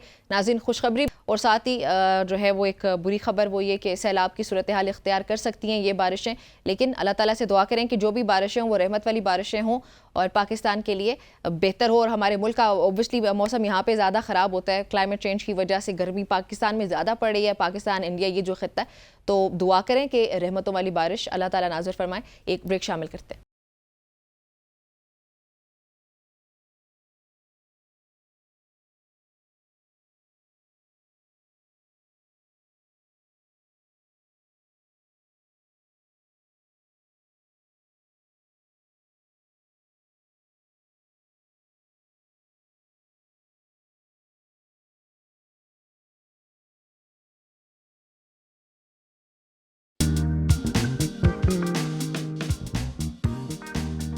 वेलकम बैक जी, एक बार फिर से खुशामदीद कहते हैं आपको सबकी सोच में। T20 वर्ल्ड कप के हवाले से कुछ बातचीत करें। ऑल्दो पाकिस्तान इसका हिस्सा नहीं रहा, फॉर्चुनेटली अनफॉर्चुनेटली जो भी कहें आप, लेकिन T20 वर्ल्ड कप का जो पहला मरहला है वो इस वक्त मुकम्मल हो चुका है और 20 में से 8 टीमें ऐसी हैं जिनके दरमियान सुपर 8 मरहले का आगाज़ भी हो चुका है। सुपर 8 इसको इसीलिए कहते हैं। अमेरिका और वेस्ट इंडीज़ में जारी T20 वर्ल्ड कप के जो पहला मरहला है उसका अख्ताम आप ये कह सकते हैं कि बहुत ही ड्रामेटिक किस्म का हुआ है और उसमें T20 वर्ल्ड कप जो 2022 का फाइनल खेलने वाली टीम पाकिस्तान के अलावा श्रीलंका और न्यूजीलैंड की टीम्स पहले मरहले में ही बाहर हो गई और फिर हैरानकुन तौर पर सरप्राइजिंगली अपना पहला ICC इवेंट खेलने वाली टीम जो अमेरिका है उसने सुपर 8 में रसाई हासिल की है। और उसके अलावा बांग्लादेश और अफगानिस्तान की अगर बात की जाए तो इन्होंने भी बेहतरीन खेल पेश करते हुए सुपर 8 में अपनी जगह बना ली है। हसनैन रियाकत हमारे साथ मौजूद हैं इन तमाम तर मामलात पे बातचीत करने, इसलिए उनके पास बहुत इंपॉर्टेंट खबरें होती हैं, उनसे जानेंगे। हसनैन अस्सलाम वालेकुम। वालेकुम सलाम, good morning. Good morning. Eid कैसी गुजरी आपकी? अल्लाह का शुक्र बेहतरीन, आप सुनाएं। मेरी भी अच्छी गुजर गई अल्हम्दुलिल्लाह। हसनैन, सबसे पहले तो बाकी पाकिस्तान की परफॉर्मेंस और पाकिस्तान के साथ क्या हुआ उस पर भी हम बात करेंगे, लेकिन एक और कंट्रोवर्सी जो इस वक्त सोशल मीडिया पे भी हम देख रहे हैं वो शायद अफरीदी से मुतालिक है। ग्रुपिंग का कुछ इल्ज़ाम है, इमरान रियाज की कुछ वीडियो हमारे सामने आई, फिर उसके बाद ऑब्वियसली लाला के भी बहुत सारे फैंस हैं, वो सारे भी कूद पड़े। ये क्या मामला है, ज़रा आप बताएं। देखें, ये इमरान रियाज खान साहब ने एक इल्ज़ाम लगाया था शाहिद खान आफरीदी पे और उसके ऊपर फिर शाहिद खान आफरीदी का भी एक वसी फैन क्लब है जो सोशल मीडिया पे उनको डिफेंड करता हुआ नजर आया। फिर इमरान रियाज खान का एक फैन क्लब है जो उनको डिफेंड करता हुआ नजर आया। लेकिन मैं पिछले दिनों से देख रहा हूँ कि बहुत सारे यूट्यूबर्स और जो ऐसे जर्नलिस्ट हैं जो कि नॉर्मली करंट अफेयर के साथ एसोसिएटेड होते हैं, लेकिन पता नहीं उनको वर्ल्ड कप में क्या हो जाता है। जिस तरह मैं अगर नाम लेना चाहूँ, इमरान रियाज खान हो गए, मंसूर अली खान हो गए, मुबशिर लुकमान हो गए, ये लोग जब वर्ल्ड कप आता है तो ये शायद क्रिकेट एक्सपर्ट बन जाते हैं या फिर हमसे ज़्यादा क्रिकेट समझते हैं। मेरा ख्याल है कि इस तरह की चीज़ें नहीं होनी चाहिए, ना इमरान खान की जानिब से, इमरान रियाज खान की जानिब से होनी चाहिए, और ना ही फिर उसके जवाब में शाहिद खान आफरीदी को इस तरह का कोई रद्द अमल देना चाहिए। क्योंकि हमने देखा है माजी में शाहिद खान आफरीदी यहाँ पर हैकल जैकल कहते हुए भी नजर आए मीडिया वालों को, फिर वो आमिर सोहेल को गालियाँ देते हुए नजर आए मीडिया में। तो इसी तरह जो है इमरान रियाज खान को भी उन्होंने आड़े हाथ तो लिया। लेकिन अब थोड़ा सा डिफरेंट है शाहिद खान आफरीदी के हवाले से मामला, क्योंकि अब उनके पास फैन क्लब तो जरूर है लेकिन अब वो क्रिकेट नहीं है। सो क्रिकेट जब आप नहीं खेलते तो तब जो आपका फैन क्लब है वो सुकड़ना स्टार्ट हो जाता है। सो मेरा ख्याल है इमरान रियाज खान की जानिब से भी इस चीज़ का ख्याल रखना चाहिए था, और फिर शाहिद अफरीदी भी जब उन्होंने जवाब दिया तो उनको भी इस चीज का ख्याल रखना चाहिए था कि ग्रुपिंग लेकिन हसनैन, अगर करंट अफेयर्स का एंकर है या स्पोर्ट्स जर्नलिस्ट है जो भी है, अगर मैं ये नहीं कह रही कि उनकी बात में सदाकत है, मैं इफ की बात कर रही हूँ कि अगर उनकी बात में सदाकत है या वजनी बात किसी ने की है तो वो तो कोई भी कर सकता है ना अपने जराए के मुताबिक, अपनी खबरों के मुताबिक। देखिए, जराए यहाँ पे बनाते बनाते निमरा 2-3 साल लग जाते हैं, ठीक है, और अगर मैं यहाँ पे स्पोर्ट्स के जराए के मुताबिक आपको खबर दे रहा हूँ तो मैं कल पार्लियामेंट में जाके पहले ही दिन आपको खबर नहीं दे सकता। मैं कल जो है वो सुप्रीम कोर्ट में जाके आपको पहले दिन खबर नहीं दे सकता। ये सिर्फ सुनी सुनाई बातों पे होता है। इमरान रियाज खान के पास कितने कुछ सोर्सेज हैं जो कि पीसीबी में काम कर रहे हैं, या इसी तरह मुबशिर लुकमान के पास कितने कुछ सोर्सेज हैं। सुनी सुनाई बातें मुबशिर लुकमान वाले इस पे भी आते हैं, और उसके बाद जो है वो अवाम को थोड़ा सा गुमराह किया जाता है। मेरा ख्याल है कि अपनी फील्ड तक ही रहा जाए तो ज्यादा बेहतर है, क्योंकि जिसका काम है वही एक्सप्लेन करे या वही बताए तो ज्यादा बेहतर रहता है। ठीक है। अच्छा हसनैन, हमें शोएब जट ने भी हमें ज्वाइन किया है। शोएब, आप ये जो बताइएगा, ये शाहिद अफरीदी और ये जो इमरान रियाज खान वाली क्या कंट्रोवर्सी है, इस पे आपका भी कमेंट चाहिए। हसनैन का तो हो गया। देखिए, हसनैन ने बहुत ही खूबसूरत अंदाज में सारी चीजों को जो है ना वो क्या कहते हैं समुंदर को कुज़े में बंद कर दिया। मैं ये समझता हूँ कि दोनों मामला पे मुझे लपशाई करने की जरूरत ही नहीं है। ये दो लोगों के दरमियान का आपस का मामला है। शाहिद अफरीदी जाहिर है पूरी दुनिया में उनको जो है वो कदर की निगाह से देखा जाता है। इमरान रियाज भी जो है वो कुछ अरसे से एक बहुत बड़ा फैन क्लब अपना रखते हैं। तो ये सोशल मीडिया वॉर है, मैं समझता हूँ कि ये खत्म नहीं होगी, ये चलती रहेगी ऑन एंड ऑफ। इसमें जो है वो ट्विस्ट आते रहेंगे, सारे मामला आते रहेंगे। तो मैं इसमें बहुत ज्यादा कमेंट नहीं करना चाहता, बट ये समझता हूँ कि हसनैन ने काफी चीजें जो है वो अपने कमेंट्स में क्लियर कर दी हैं। अच्छा हसनैन, मुबशिर लुकमान का भी आपने जिक्र किया, बाबर आजम पे कुछ फिक्सिंग के उन्होंने इल्जामात लगाए। ये इल्जामात कहाँ से आते हैं एकदम से? और अगर परफॉर्मेंस को देखा जाए तो वो ऑब्वियसली वो एक अलग मैटर है, उसको डिस्कस किया जा सकता है किसी और अंदाज से। ये इल्जामात, इनमें क्या सदाकत होती है या नहीं होती, ये इस डिबेट को आप कैसे देखते हैं? देखिए, मुबश्शिर लुकमान साहब पिछले काफ़ी दिनों से कमेंट कर रहे हैं और जिस तरह उन्होंने ये कमेंट किया, इस कमेंट में सिर्फ मुझे एक ही रेलेवेंट बात लगी जो मुबश्शिर लुकमान साहब के मुंह से निकली। वो ये थी कि जो गाड़ी है जो गिफ्ट की गई बाबर आजम के भाई की जानिब से, वो तकरीबन 8 करोड़ की गाड़ी है। और जब मुबश्शिर लुकमान साहब ने ये बात की कि मैंने पता किया कि बाबर आजम के भाई क्या करते हैं, तो वो कुछ भी नहीं करते, तो वो 8 करोड़ की गाड़ी कहाँ से दे सकते हैं। लेकिन it's a very serious allegation. मैं समझता हूँ कि इस तरह के जर्नलिस्ट की जानिब से इस तरह की बात आना, और वो भी मैच फिक्सिंग के हवाले से कि आप अमेरिका के खिलाफ मैच फिक्सिंग करते हैं। इवन उन्होंने तो 2023 से इंडिया वर्ल्ड कप की भी बात कर दीजिए कि वहां पे भी शायद कुछ इस तरह के मामलात हुए थे, इसी वजह से गाड़ियां भी आ रही हैं। ऑस्ट्रेलिया में फ्लैट्स की भी उन्होंने बात की। ये जो एलिगेशन हैं इनके ऊपर मैं समझता हूँ कि पीसीबी को भी थोड़ा सा ध्यान देना चाहिए, उनको भी एक्शन लेना चाहिए, क्योंकि ये चीजें अब क्लियर होनी चाहिए। यहाँ पे कोई भी चीज आती है, शोएब भाई हमारे साथ मौजूद हैं, तो सोशल मीडिया की जब वो जीनत बनती है ना, वो टॉक इन टाउन बन जाती है। ये इस तरह की चीजें डेफिनेटली अगर इन पे एक्शन नहीं होगा, इनके ऊपर पीसीबी कुछ तहकीकात नहीं करेगी, या बाबर आजम खुद जो है वो मुबश्शिर लुकमान को इसका जवाब मांग सकते हैं, तो वो मांगे। डेफिनेटली इस चीज को क्लियर होना चाहिए। एक बहुत बड़ा सीरियस एलिगेशन है। अगर आज मुबश्शिर लुकमान ने किया और सारे खामोश रहे, तो कल ये सब कुछ करेंगे। क्योंकि मैं हो गया या शोएब भाई हो गया, हम तो यहाँ पे टीम में ग्रुपिंग की बात करते हैं, स्ट्राइक रेट की बात करते हैं, अच्छी कैप्टनसी या बुरी कैप्टनसी की बात करते हैं। वो तो हकीकत है, वो पूरी दुनिया बात करती है। लेकिन ये वाले जो एलिगेशंस हैं, ये मेरा ख्याल है काफी सीरियस एलिगेशंस हैं। अच्छा शोएब, एक और मसला भी है ना, हेड कोच ने भी ये कहा है कि मैंने बहुत सारी टीम्स के साथ काम किया, लेकिन पाकिस्तान की टीम में मुझे ये यूनिटी कहीं पे दिखाई नहीं दी, कोई सीरियसनेस दिखाई नहीं दी। अब ये बहुत बड़ी बात है, आपका हेड कोच ये कह रहा है, जब वो टीम की परफॉर्म ना करने की ये बहुत बड़ी वजह उन्होंने बताई है। अब अगर हमारी बात की जाए तो चेयरमैन पीसीबी कहेंगे कि बहुत बड़ी सर्जरी की जरूरत है, या फिर दूसरी जानिब से ये बयान भी सामने आता है कि सबको निकाल देना चाहिए, फिर तो पीसीबी के ओहदेदारान को भी निकाल दें। निम्रा, देखें, बात ये कि मैं और आप ये इस जो है यकीन के साथ नहीं कह सकते कि गैरी कर्स्टन ने ये बयान दिया है, क्योंकि गैरी कर्स्टन से ये बयान मंसूब किया गया। फिर गैरी कर्स्टन का एक व्हाट्सएप चैट जो है वो लीक हुई थी, एक व्हाट्सएप चैट मैंने लीक की थी, तो तूफान बदतमीजी मचा दिया गया था। उस जमाने में ऐसा कर दिया गया था कि पता नहीं कितना बड़ा तूफान हो गया। वैसा ही एक व्हाट्सएप चैट जो है वो उनकी लीक हुई है, उसमें कोई तवज्जो ही नहीं दे रहा, उसको डिस्कस ही नहीं कर रहा। तो ये प्रॉब्लम यही है कि अभी मैं समझता हूँ कि मैं इस पे बात नहीं करना चाह रहा, क्योंकि बहुत सारी जो खबरें इस टाइम चल रही हैं वो अजीब सी बात है, स्ट्रेंज सी बात है कि Pakistan cricket board deal leak कर रहा है खबरें, और उनको जो है ना वो करवा के गॉसिप करवाना चाहता है, उनको टेस्ट केस के तौर पे जो है वो किया जाता है, और कहीं पे किसी केस को मजबूत करने के लिए भी इस तरह की स्टेटमेंट्स आती हैं। और अभी आने वाले दिनों में आपको पता चलेगा कि गैरी कर्स्टन की जो है वो रिपोर्ट लीक हो जाएगी, मैनेजर की रिपोर्ट लीक हो जाएगी, बाबर आजम की कुछ चीजें आने वाले दिनों में लीक हो जाएंगी। तो आने वाले दिन जो है वो बहुत सारे आपको जो है वो अप्स एंड डाउन जो है वो आपको दिखाई देंगे। इससे पहले आप डिस्कशन कर रही थी एक गाड़ी को लेकर, उसको मामले को लेकर, तो उसमें मैं बहुत ज्यादा कमेंट नहीं करना चाहूंगा, बट हसनैन के प्रोग्राम में मैंने कुछ बगैर नाम लिए कुछ जिक्र किया था, और अगर हसनैन को भी याद हो तो जिक्र किया था कि लीक थी, लीक के बाद जो है मामला हुए थे।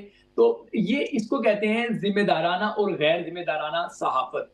देखिए, जो गाड़ी थी जो मैंने जिक्र किया था, मैं दूसरी गाड़ी की तरफ नहीं जा रहा, मैं किसी का नाम नहीं ले रहा, मैं अपने आप बता रहा हूँ कि मैंने जो गाड़ी का जिक्र किया था, इत्तेफाक में उसकी कीमत 7-8 करोड़ पे है, और इत्तेफाक से वो भी लाहौर में है, वो भी व्हाइट रंग की है, और इत्तेफाक ये है कि बस मैं नाम नहीं ले रहा ना कि किसकी है, ये इस काम के लिए क्रिकेट बोर्ड का एक बहुत बड़ा डिपार्टमेंट है, उनको खुद चेक करना चाहिए। अलबत्ता वो गाड़ी जो है वो, अगर मैं गलत नहीं हूं तो जुलाई अगस्त में गालिबन, या अगस्त सितंबर में 2023 में हुई थी ये गाड़ी।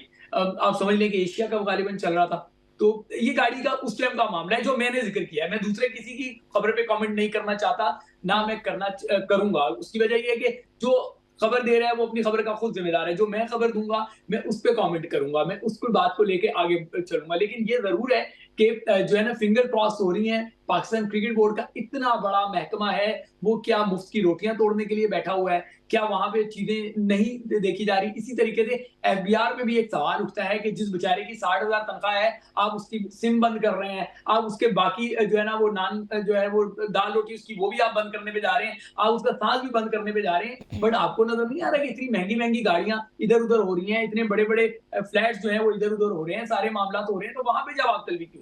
क्यों नहीं वहां पे जवाब तलबी? इसलिए कि वो नाम बढ़े और ये 60,000 वाला बेचारा अपने दाल रोटी को भी तरस रहा है, अपने घर को चलाने पे जिसको जो है वो अदाब हुआ है, उसकी आप जो है वो शहर से पकड़ लेते हैं, उसको जाके उसका सांस दबाने लग जाते हैं। तो हमारे इदारों को भी जो है वो जागना पड़ेगा, वरना बहुत सारी चीजें, अभी तो बहुत सारे दिन हैं, आगे आने वाले दिनों में पता चलेंगे आपको। नए आने वाले दिनों की बात कर रहे हैं हसनैन शोएब, जैसे पहले भी उन्होंने बताया कि कोई और रिपोर्ट्स हमारे सामने आ सकती हैं, कोई और चीज़ें, कोई चैट्स, कुछ भी हमारे सामने आ सकता है। सो सदाकत है या नहीं वो एक अलग डिबेट है, let's put that aside for a minute. लेकिन मसला ये कि एक पुरसुकून माहौल नहीं है हमारे प्लेयर्स के लिए। अभी आगे हमारी टेस्ट सीरीज वगैरह भी आने लगी हैं, मजीद हमारे टूर्स हैं, मजीद हमारी जाहिर है खेल तो चलता रहता है। ये सारी चीज़ें जाके इनडायरेक्टली हमारी टीम को फिर भी आगे फ्यूचर में भी अफेक्ट करने जा रही है ना हसनैन?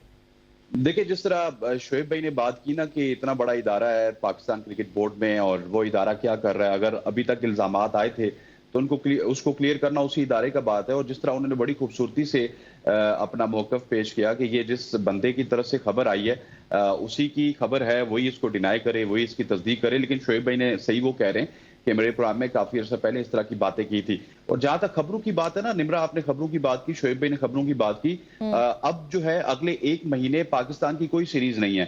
पाकिस्तान ने अगस्त में जाके बांग्लादेश के साथ खेलना है, तो बहुत सी ख्वाहिशात को भी खबरें बना के पेश किया जाएगा। बहुत सारे ऐसे जर्नलिस्ट हैं जो है शोएब भाई मेरी बात से एग्री करेंगे कि इससे पहले शाहीन शाह अफरीदी को न्यूजीलैंड के खिलाफ 2 मैचेस रेस्ट दिलवाना चाहते थे। वही जर्नलिस्ट ये बात कह रहे हैं कि टेस्ट सीरीज से पहले बाबर आजम को, रिजवान को और शाहीन शाह अफरीदी को रेस्ट देने का फैसला किया गया है। हालांकि कुछ खबरें ये आ रही हैं कि चेयरमैन पीसीबी ने ये ड्यूटी लगाई है बाबर आजम की कि वो डोमेस्टिक में जाए, नया टैलेंट तलाश करें। सो ये बहुत सारी ख्वाहिशात होंगी हर जर्नलिस्ट की, हर ग्रुप की। लेकिन जो क्रेडिबल सोर्सेज हैं वो मेरा ख्याल है कि आपके साथ बैठे हुए शोएब जट साहब हैं, 1-2 ऐसे लोग हैं कि जो ऐसे सोर्सेज हैं, अगर ये कोई खबर दें तो इसको सीरियस लेना चाहिए। और वैसे भी जब भी ये खबर देते हैं तो माशाल्लाह टॉक इन टाउन बन जाती है। लेकिन जो इस तरह के लोग खबर देते हैं उन पे इतना कान नहीं धरने चाहिए, क्योंकि ये सारी ख्वाहिशात हैं, खबरें नहीं हैं। हसनैन बिल्कुल ठीक हो गया। अच्छा शोएब, न्यूजीलैंड आगे नहीं जा सका, परफॉर्मेंस वीक थी उसकी वजह से, लेकिन उनका कैप्टन एकदम से रिजाइन करता है, वो खुद एक्सेप्ट करता है कि मैं कॉम्पिटेंट नहीं था, शायद मेरी वजह से ये टीम परफॉर्म नहीं कर पाई है। ये courage, it takes courage. Pakistani players के अंदर ये करेज क्यों नहीं? अभी हमारों का तो अभी भी वो हनीमून पीरियड चल रहा है अमेरिका में और ये सब चल रहा है। सो हमारी टीम ये करेज या ये ग्रेस कब शो करेगी? निमरा, सिर्फ उन्होंने कप्तानी ही नहीं छोड़ी, अगर मैं गलत नहीं हूं तो उन्होंने सेंट्रल कॉन्ट्रैक्ट भी छोड़ दिया। उन्होंने कहा नहीं, मैं डिजर्व ही नहीं करता। जी छोड़ दिया। इसी को एहसास जिम्मेदारी कहते हैं, इसी को बहादुरी कहते हैं, इसी को लीडरशिप कहते हैं कि अगर एक फेलियर आपके पास है तो फिर आप उसको ऑन करते हैं। अगर हम न्यूजीलैंड को साइड पे कर देते हैं, केन विलियमसन को साइड पे कर देते हैं, हम पाकिस्तान क्रिकेट में आते हैं तो बाबर आजम की तो वो, मुझे आतिफ असलम का गाना आ रहा है कि अब तो आदत सी हो गई है मुझे ऐसे जीने की, कि अब तो हारने की, अब तो आदत सी हो गई है मुझको ऐसे हारने की। शोएब अभी चैंपियंस अंडर 19 से और अब 2024 तक एक शख्स नहीं जीत सका और अभी भी उसकी ख्वाहिश है कि कप्तान मैं ही रहूं। तो यहाँ भी प्रॉब्लम यही है, बहुत बड़े फोन आ रहे हैं, बड़ी पर्चियां हिल रही हैं। ये जो अभी हसनैन बात कर रहे थे ना, मैं बता रहा हूं कि ये बड़ी अजीब सी बात है। मैंने शुरू में भी कहा कि अब क्रिकेट बोर्ड खुद खबरें फीड कर रहा है, मीडिया को कुछ खबरें फीड करवा रहा है, वो उनका रद्दे अमल देखना चाहता है। ऐसा नहीं है कि ये सारी खबरें जो है वो फैब्रिकेटेड सिर्फ जर्नलिस्टों की तरफ से हैं। अब क्रिकेट बोर्ड भी इस जो है वो मुझे लफ्ज नहीं कहना चाहिए, लेकिन चले क्रिकेट बोर्ड भी इस धंधा तो बुरा लफ्ज होगा, इस गेम में आ गया, डर्टी गेम में। शोएब सर्जरी कह लेते हैं, बड़ी सर्जरी कर रहा है क्रिकेट बोर्ड अब। नहीं, सर्जरी नहीं कर रहा क्रिकेट बोर्ड, तो मसनूई सांस, अवाम की पल्स चेक कर रहा है, पल्स चेक कर रहा है। हाँ, अवाम की पल्स चेक कर रहा है, ये ज्यादा बेहतर लफ्ज आपने चुना। डॉज करवा रहे हैं बहुत सारी चीजें जो है वो उनका हकीकत से कोई ताल्लुक नहीं है। अब फखर जमान की एक बात फ्लोट कर दी गई क्योंकि यूनुस खान ने चंद दिन पहले स्टेटमेंट दी थी, साबिक कप्तान ने। अब फखर जमान की अगर आप जाके परफॉर्मेंसेस देखें, उनकी तो टीम में जगह तो मुश्किल हुई है। इसी तरीके से कुछ हो रहा है, उनको बिठा रहे हैं, इनको बिठा रहे हैं। बांग्लादेश कोई मजबूत हरीफ नहीं है। बांग्लादेश के खिलाफ तो वैसे भी आपको यही करना चाहिए था कि अपनी जो बी या सी स्ट्रेंथ था वो खिलाते थे। कि इंडिया ने भी जिम्बाब्वे जाना है, उन्होंने अपने 6 से 7 खिलाड़ी, जिसमें सिराज है, जिसमें धोनी है, धोनी कह रहा हूँ, कोहली है, जिसमें रोहित शर्मा है, बड़े नाम, पांड्या है गालिबन, उन्होंने 6-7 बंदे अपने बाहर उठा दिए। तो हमारे यहाँ बाहर उठा देंगे तो इसको ड्रॉप करना तो नहीं कहा जाएगा। एक बच्चों से मैच है, बांग्लादेश आपके मुकाबले में कहाँ खड़ी है, और टेस्ट सीरीज है, आप आराम से हंसते खेलते वो जीत जाएंगे। तो बच्चों को ही वहां पे खिलाना चाहिए। अल्लाह करे कि पाकिस्तान क्रिकेट बोर्ड होश के नाखून ले। वो जो बड़े फोन आ रहे हैं, वो जो बड़ी सिफारिशें आ रही हैं वो बड़े बड़े मामला हो रहे हैं। अल्लाह करे कि उनका प्रेशर हैंडल कर ले और पाकिस्तान क्रिकेट टीम के मुस्तकबिल का सोचते हुए यंगस्टर्स के साथ जाएं। सही। अच्छा हसनैन, अभी सुपर 8 वाले मरहले में हम दाखिल हो चुके हैं। इन दोनों ग्रुप्स को आप कैसे देख रहे हैं? आपको क्या लगता है कौन सी टीम्स आपको आगे जाते दिखाई दे रही हैं, या फिर अभी तक कौन सी टीम को आप बहुत ज्यादा अप्रिशिएट करते हैं?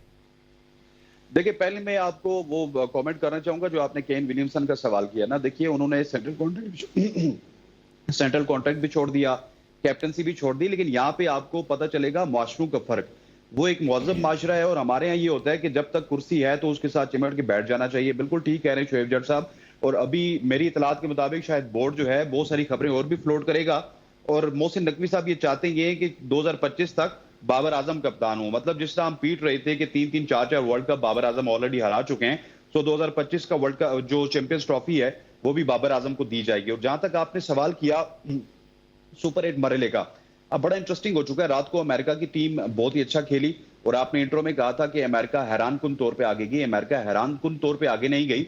अमेरिका ने इस क्वालिटी की क्रिकेट खेली है। अमेरिका ने पाकिस्तान को शिकस्त दी, अमेरिका ने इंडिया को टफ टाइम दिया, अमेरिका ने कनाडा को शिकस्त दी। उसके बाद अमेरिका कल रात को भी साउथ अगर अफ्रीका को बहुत विकेट टफ पे टाइम रुक दिया था जाते हसनैन। तो जी हाँ बिल्कुल, गोस विकेट पे रुक जाते तो वो साउथ अफ्रीका को बहुत ज्यादा टफ टाइम क्या मैं समझता हूँ कि शिकस्त भी दे सकते थे। So they are playing very quality cricket, और ये अलार्मिंग साइन है पाकिस्तान जैसी टीम के लिए, जो कि आके हमारे प्लेयर्स टुक टुक करना शुरू हो जाते हैं। हमारे यहाँ अनकन्वेंशनल क्रिकेट तो खेलते ही नहीं है हम, कोई स्कूप लगा देना, कोई स्वीप लगा देना, कोई अपर कट लगा देना। लेकिन आप अमेरिका से देख लीजिए या फिर अमेरिका जैसी छोटी टीमों को देख लीजिए, तो T20 क्रिकेट में तो अब वो मास्टर क्लास हो चुके हैं। हम कहाँ पे खड़े, मैं समझते हैं कि हम उनसे जो है वो अब 10-15 सीढ़ियां नीचे खड़े अमेरिका जैसी टीम से। और ये हमारे लिए, श्रीलंका के लिए और न्यूजीलैंड के लिए बहुत ही ज्यादा सोचने का मौका है कि अमेरिका इतना अच्छा परफॉर्म कर रहा है, अफगानिस्तान इतना अच्छा परफॉर्म कर रहा है, बांग्लादेश जैसी टीम इतना अच्छा परफॉर्म कर रही है। लेकिन हम जो टॉप टियर टीम्स थी वो दिन ब दिन पीछे चली जा रही हैं। उसकी रीजन यही है, हमारी टीम के अंदर की ग्रुपिंग, हमारी टीम के अंदर की सियासत। हमारे यहाँ जो है ना 2017 में या 2000 जो हमने 9 की ट्रॉफी जीती थी, उस वक्त किंग कोई नहीं था, लेकिन जब से किंग आए हमारी इस टीम में, तो उसके बाद परफॉर्मेंस चेक कर लीजिए। बिल्कुल ऐसे। अच्छा शोएब, आपकी तरफ आऊंगी। वर्ल्ड कप से पहले 2 लोगों की रिटायरमेंट खत्म करवा के उनको वापस लाया जाता है, ये एक्सपेरिमेंट किया जाता है, और उनकी परफॉर्मेंस क्या रही वो भी हमने देख लिया है। अपने पैसे बनाए, सैर सपाटी किया, और पहले आपने कहा था कि धंधे का लफ्ज़ इस्तेमाल नहीं करते, चले मैं भी इसको धंधा नहीं कहती, गेम ही कह लेती हूँ। तो ये क्या गेम है कि आप रिटायरमेंट खत्म करवा रहे हैं, ला रहे हैं, एक्सपेरिमेंट कर रहे हैं, पैसे बना रहे हैं, परफॉर्म कर नहीं रहे हैं, और फिर आपके सैर सपाटे चल रहे हैं? देखिए निम्रा, ज्यादती हो जाएगी अगर हम आमिर की तारीफ ना करें। आमिर ने कदरे बेहतर खेल पेश किया। आप देखें जो मैच हम अमेरिका से हारे उसमें 19वां ओवर आमिर ने बना दिया था, तो 20वां ओवर जो है हारिस रोक से अच्छा नहीं हुआ था। इसी तरीके से जो सुपर ओवर हुआ था उसमें जो मिडफील्ड के रन बनते रहे, तो अच्छा कदरे बेहतर या फिर अप टू द मार्क नहीं था ना? अलबत्ता जो इमाद वसीम की क्रिकेट है उसमें यकीनी तौर पे जो इंडिया के खिलाफ उन्होंने बारी ली वो यकीनी तौर पे बहुत ही ज्यादा शर्मनाक थी। और अगर आपको कोई कहे कि जी आयरलैंड के खिलाफ उनकी परफॉर्मेंस अच्छी थी, तो आयरलैंड को तो हर कोई हरा रहा था, तो आयरलैंड को तो किसी ने भी हराना था, पाकिस्तान ने भी हरा देना था। बात यह है कि एक खबर मैंने वो भी हसनैन के प्रोग्राम में भी जिक्र किया था, एक और टीवी चैनल में बैठ के मैंने जिक्र किया था। अभी पाकिस्तान का इवेंट चल रहा था, पाकिस्तान बाहर नहीं हुआ था, तो मैंने बता दिया था कि जी खिलाड़ियों ने अपनी अपनी चीजें तय कर ली हैं, सारे खिलाड़ी पाकिस्तान नहीं आएंगे, कुछ ने अमेरिका में रुकना है, कुछ ने यूरोप जाना है, कुछ ने कहीं और जाना है, कुछ दुबई में रुकेंगे, और इस तरीके से ये सारे मामला होंगे। तो अभी पाकिस्तान बाहर नहीं हुआ था, कीप इन माइंड कि पाकिस्तान बाहर नहीं हुआ था, और मैं तब ये खबर बता रहा था तो लोग उस टाइम जो है वो कहके लगा रहे थे कि ऐसा कैसे होगा, और अब देख लें कि वही हो रहा है। ये हारिस रोक वाले वाकये की मैं मजम्मत करता हूँ कि किसी भी वरिष्ठार को ऐसा नहीं करना चाहिए था। लेकिन आप मुझे बताएं ना कि जो शायकीन टाइम जोन की वजह से अपनी रातें बर्बाद कर रहे हैं, जो वहां पे अमेरिका में जा जाके बड़े महंगे टिकट थे, और ये अब्रॉड में किसी के पास वक्त ही नहीं होता, वो सब कुछ अपना वक्त निकालते हैं, अपने पैसे निकालते हैं, मैच जाके देखने जाते हैं, और जब वो देखते हैं कि आप तो मुकाबला भी नहीं कर पा रहे, तो फिर उनकी तरफ से भी रद्दे अमल आता है। बिल्कुल। अच्छा आपको ये नहीं करना चाहिए।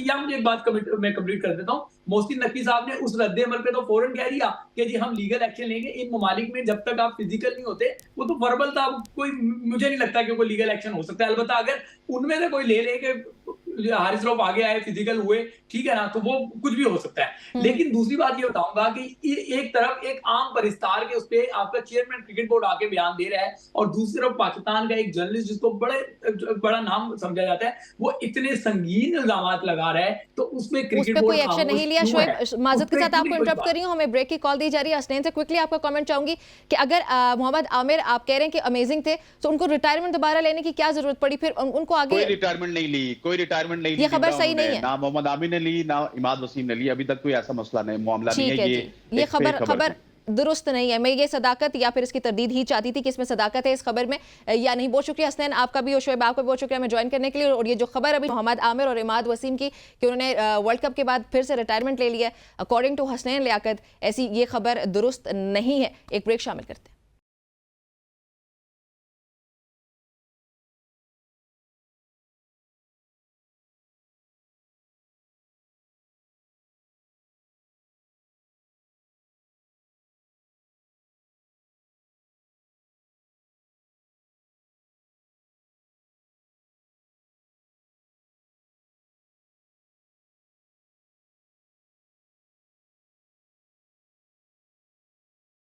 Welcome back everybody. एक बार फिर से खुशामदीद कहते हैं सबकी सोच में।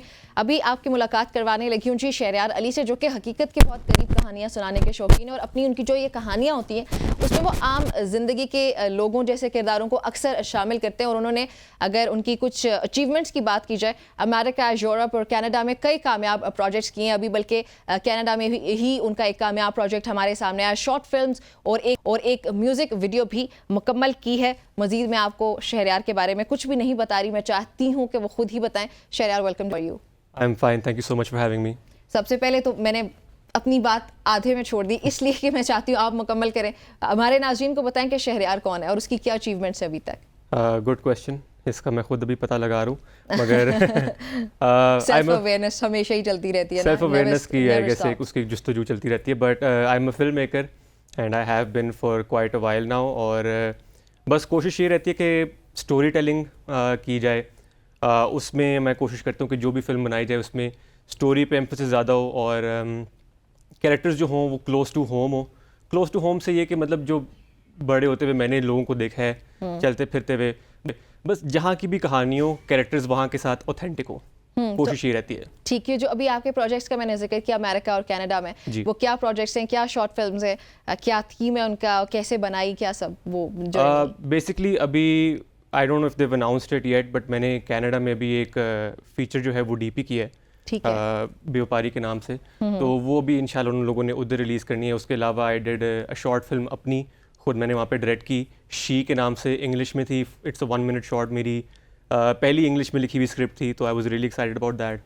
उसके अलावा भी एक म्यूज़िक वीडियो की है कनाडा में, ट्राइना भी एक बड़ा अच्छा आर्टिस्ट है वहाँ पे, ही इज़ अ रैपर, शैज़, उसकी की है। तो बड़ा अच्छा वहाँ पे एक्सपीरियंस रहा है, कुछ महीने रहा हूँ वहाँ पे, काम शाम किए, एंजॉय किया। It was really lovely. So अभी आपका एक और प्रोजेक्ट है बच मलंगा, उसके बारे में हमारे नाज़रीन को बताएं कि वो क्या प्रोजेक्ट है। बच मलंगा एक crime drama dark comedy film है। इस पे मैंने इट्स बिन अ वाइल इसको बनाए हुए, but I never had the courage to release it. अब फाइनली वो हिम्मत आ गई है। अच्छा, कब बनाई थी? बहुत पहले नहीं बनाई थी, इसको तकरीबन ऑलमोस्ट साल हो गया बनाए हुए। और it's something that's been very close to me. Yeah, close to my heart, but it's been a project that's received a fair amount of praise. तो मुझे थोड़ी सी ना नर्वसनेस थी इसको लेकर। तो अब finally I guess it's time कि इसको रिलीज करें and you know for the world to see. बाकी सब प्रोजेक्ट्स में भी यही नर्वसनेस थी? हमेशा होती है। I am always so nervous about my work because पता as an artist I feel like कि आपको हमेशा एक वो होता है कि लाइक इज इट गुड, वो डिफरेंट नॉट तरह गुड। की हो सकती है ना नर्वसनेस। या तो आप बहुत एक्साइटेड होते हैं कि ये वाला प्रोजेक्ट ना धमाल मचा देगा, या फिर आपको कुछ वो होता है कि यार इस पे शायद ये चीज़ भी कर लेनी चाहिए थी, वो भी कुछ इस तरह का होता है। अच्छा, आई फील लाइक रिसेंटली मेरी सोच ना बदली है इस चीज़ को लेके, because for the longest time I used to be very specific. अच्छा ये अच्छा मैंने प्रोजेक्ट किया, ये मैंने बुरा किया, अपनी जजमेंट के ऊपर करते हैं अपनी जजमेंट के ऊपर। But when you start putting your work out there, आपको ना एक पॉइंट पे रियलाइज होता है कि आपको नहीं पता होता कि आपका कौन सा काम अच्छा है, कौन सा बुरा है, वो ऑडियंस ही डिसाइड करती है। और आपको जो कभी कभी जो चीज़ बहुत ही फजूल लग रही होती है ना अपनी, ऑडियंस को वो सबसे ज़्यादा पसंद आ जाती है, लोग उसको सबसे ज़्यादा प्रेज करते हैं. ऐसा नहीं कि बचपन लगा मुझे फजूल लग रही थी, I like it, it's a good piece of work, but you never know what's gonna resonate with the audience. तो like I now किसी believe भी चीज़ से रिलेट कर लेते हैं, शायद वो बहुत ही रैंडम आपने जिसके बारे में सोचा नहीं हो. Exactly, क्योंकि like obviously आप तो एक क्रिएटर की नज़र से देख रहे होते हैं, तो आप ना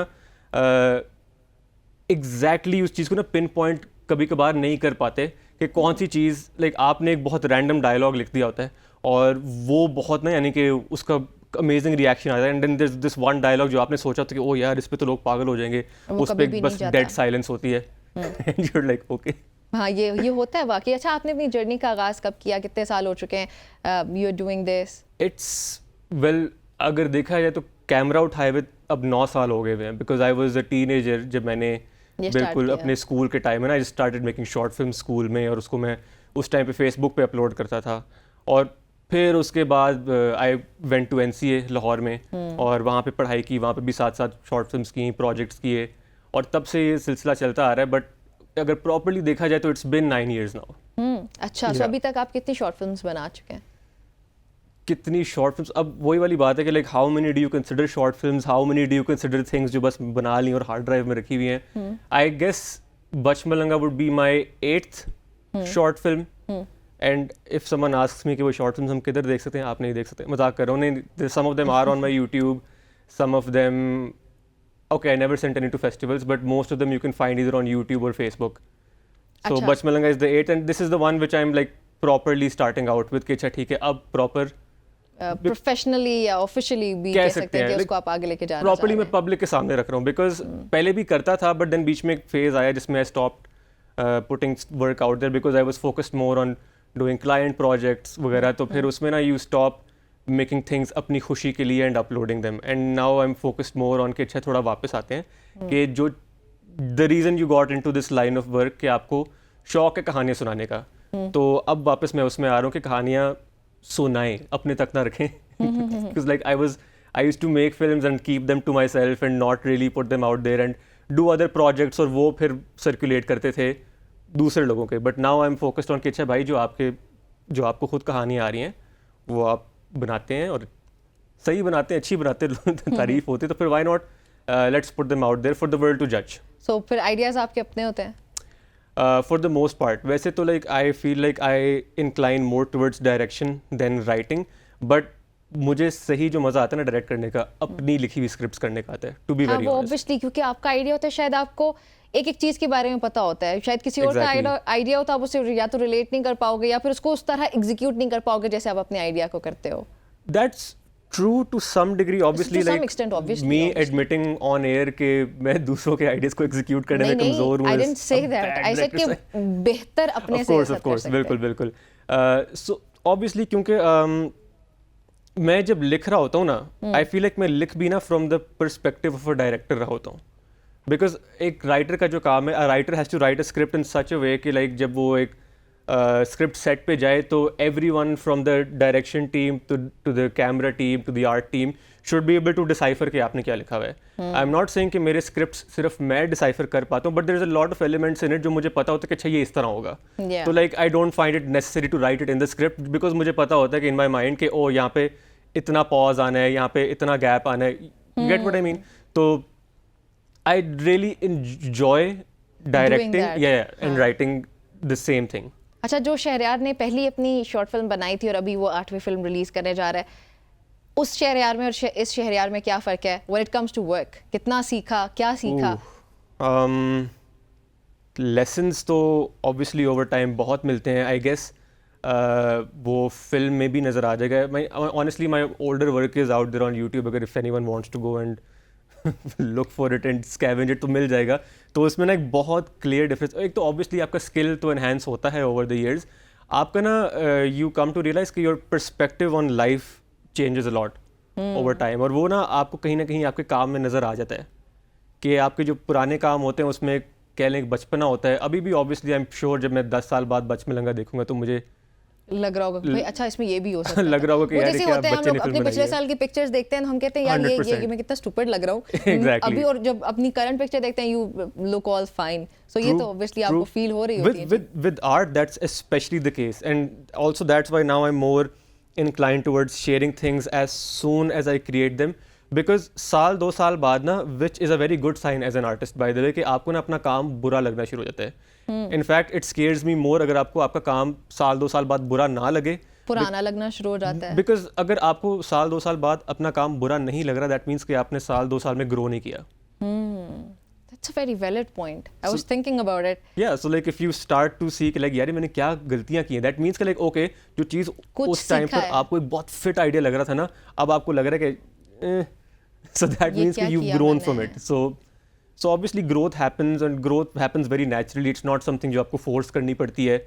वो खुद ब खुद ही I guess life gives you a lot of lessons. बिल्कुल ऐसे ही. अच्छा, जब आप फिल्म्स बनाते हैं, रिलीज करते हैं या कुछ भी बनाते हैं, तो उस पे जो रिएक्शन आता है वो क्या होता है, और वो फिर आपको कैसे मोटिवेट करता है टू वर्क फर्दर या move on That's with that? the reactions are very important, because the reactions honestly I feel like more than anything एक artist को जो ना दाद मोटिवेट करती है. तो बिकॉज वही वाली बात कि मेरी जो शुरुआत थी, it was from making films and putting them on Facebook, और उस वक्त तो ऑब्वियसली फैमिली एंड फ्रेंड्स ही इतने, यानी कि ना वाओ माशाल्लाह ग्रेट गुड ग्रेट, वो तो आपको ऑब्वियसली आपको बस मोटिवेट करने के लिए कर रहे होते हैं, but it really helps and pushes you to do more and more and more work, even though you don't know it at the time, but like आपको बहुत खास चीज़ नहीं कर रहे होते when you younger. But with Bach Malanga specially because हमने इसके शोज़ किए थे NCA में when it initially came out, तो वी हैड I guess 10 या 11 shows जिसमें से 8 हाउसफुल गए थे. अच्छा. People really liked it. Very good. Yeah, like obviously there would every now and then be that one person जिसके taste की नहीं होती, but again that's natural. But for the most part, I feel like 90% of the audience reactions were very positive. And I like मेरे Instagram पे मैंने डाले हुए उसके clips of, मैंने पूरा ना highlight बनाई हुई है बच मलंगा की, तो उसमें audience reactions है. People were like, this was like, They would go crazy. yeah, this was I feel like my first work जिसमें लोग actually रिपीट पे आ रहे थे. मतलब वो एक दिन देखने आते थे, फिर अगले दिन अपने दोस्तों को लेकर आते थे कि यार ये फिल्म चेक करो.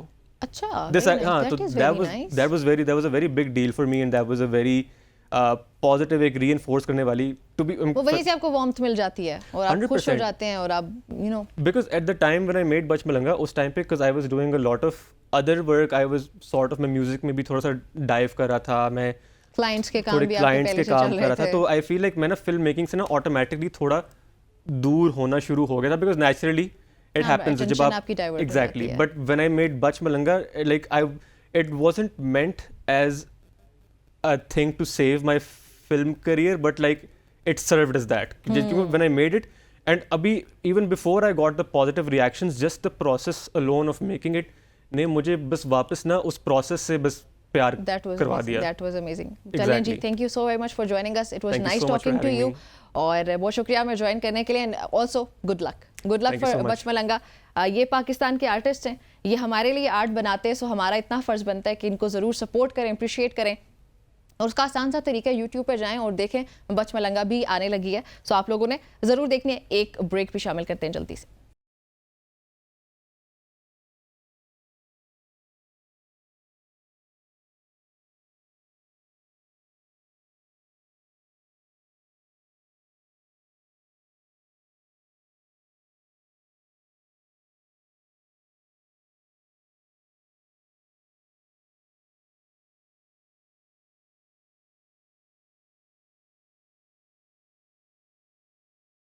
Welcome back. स्क्वॉश में कामयाबी के हवाले से भी बात करने जा रहे हैं, और बात इस किसके हवाले से करेंगे. पहले महानूर अली, जिन्होंने अपनी कौम के लिए दूसरी मरतबा स्क्वॉश की तारीख में जीत समेटी है, और उन्होंने जो है वो एक शानदार जीत कर पाकिस्तान का नाम रोशन किया. बल्कि वो हमारे साथ खुद ही मौजूद है अभी.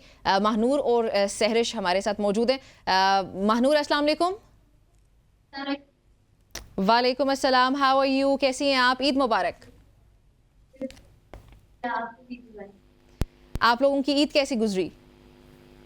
बस ट्रैवलिंग थी, तो मतलब इतना कुछ पहले दिन भी हम लोग वापस इतना पाकिस्तान जीते तो वही बात. सही. अच्छा, अभी जो आप लोगों का मुकाबला हुआ, जो मज़ेदार किस्म की तरह से एक बार फिर से आपने पाकिस्तान का नाम रोशन किया, उसके बारे में बताएं. How was it and how are you feeling now? Feeling very happy कि मैं दोबारा जीती.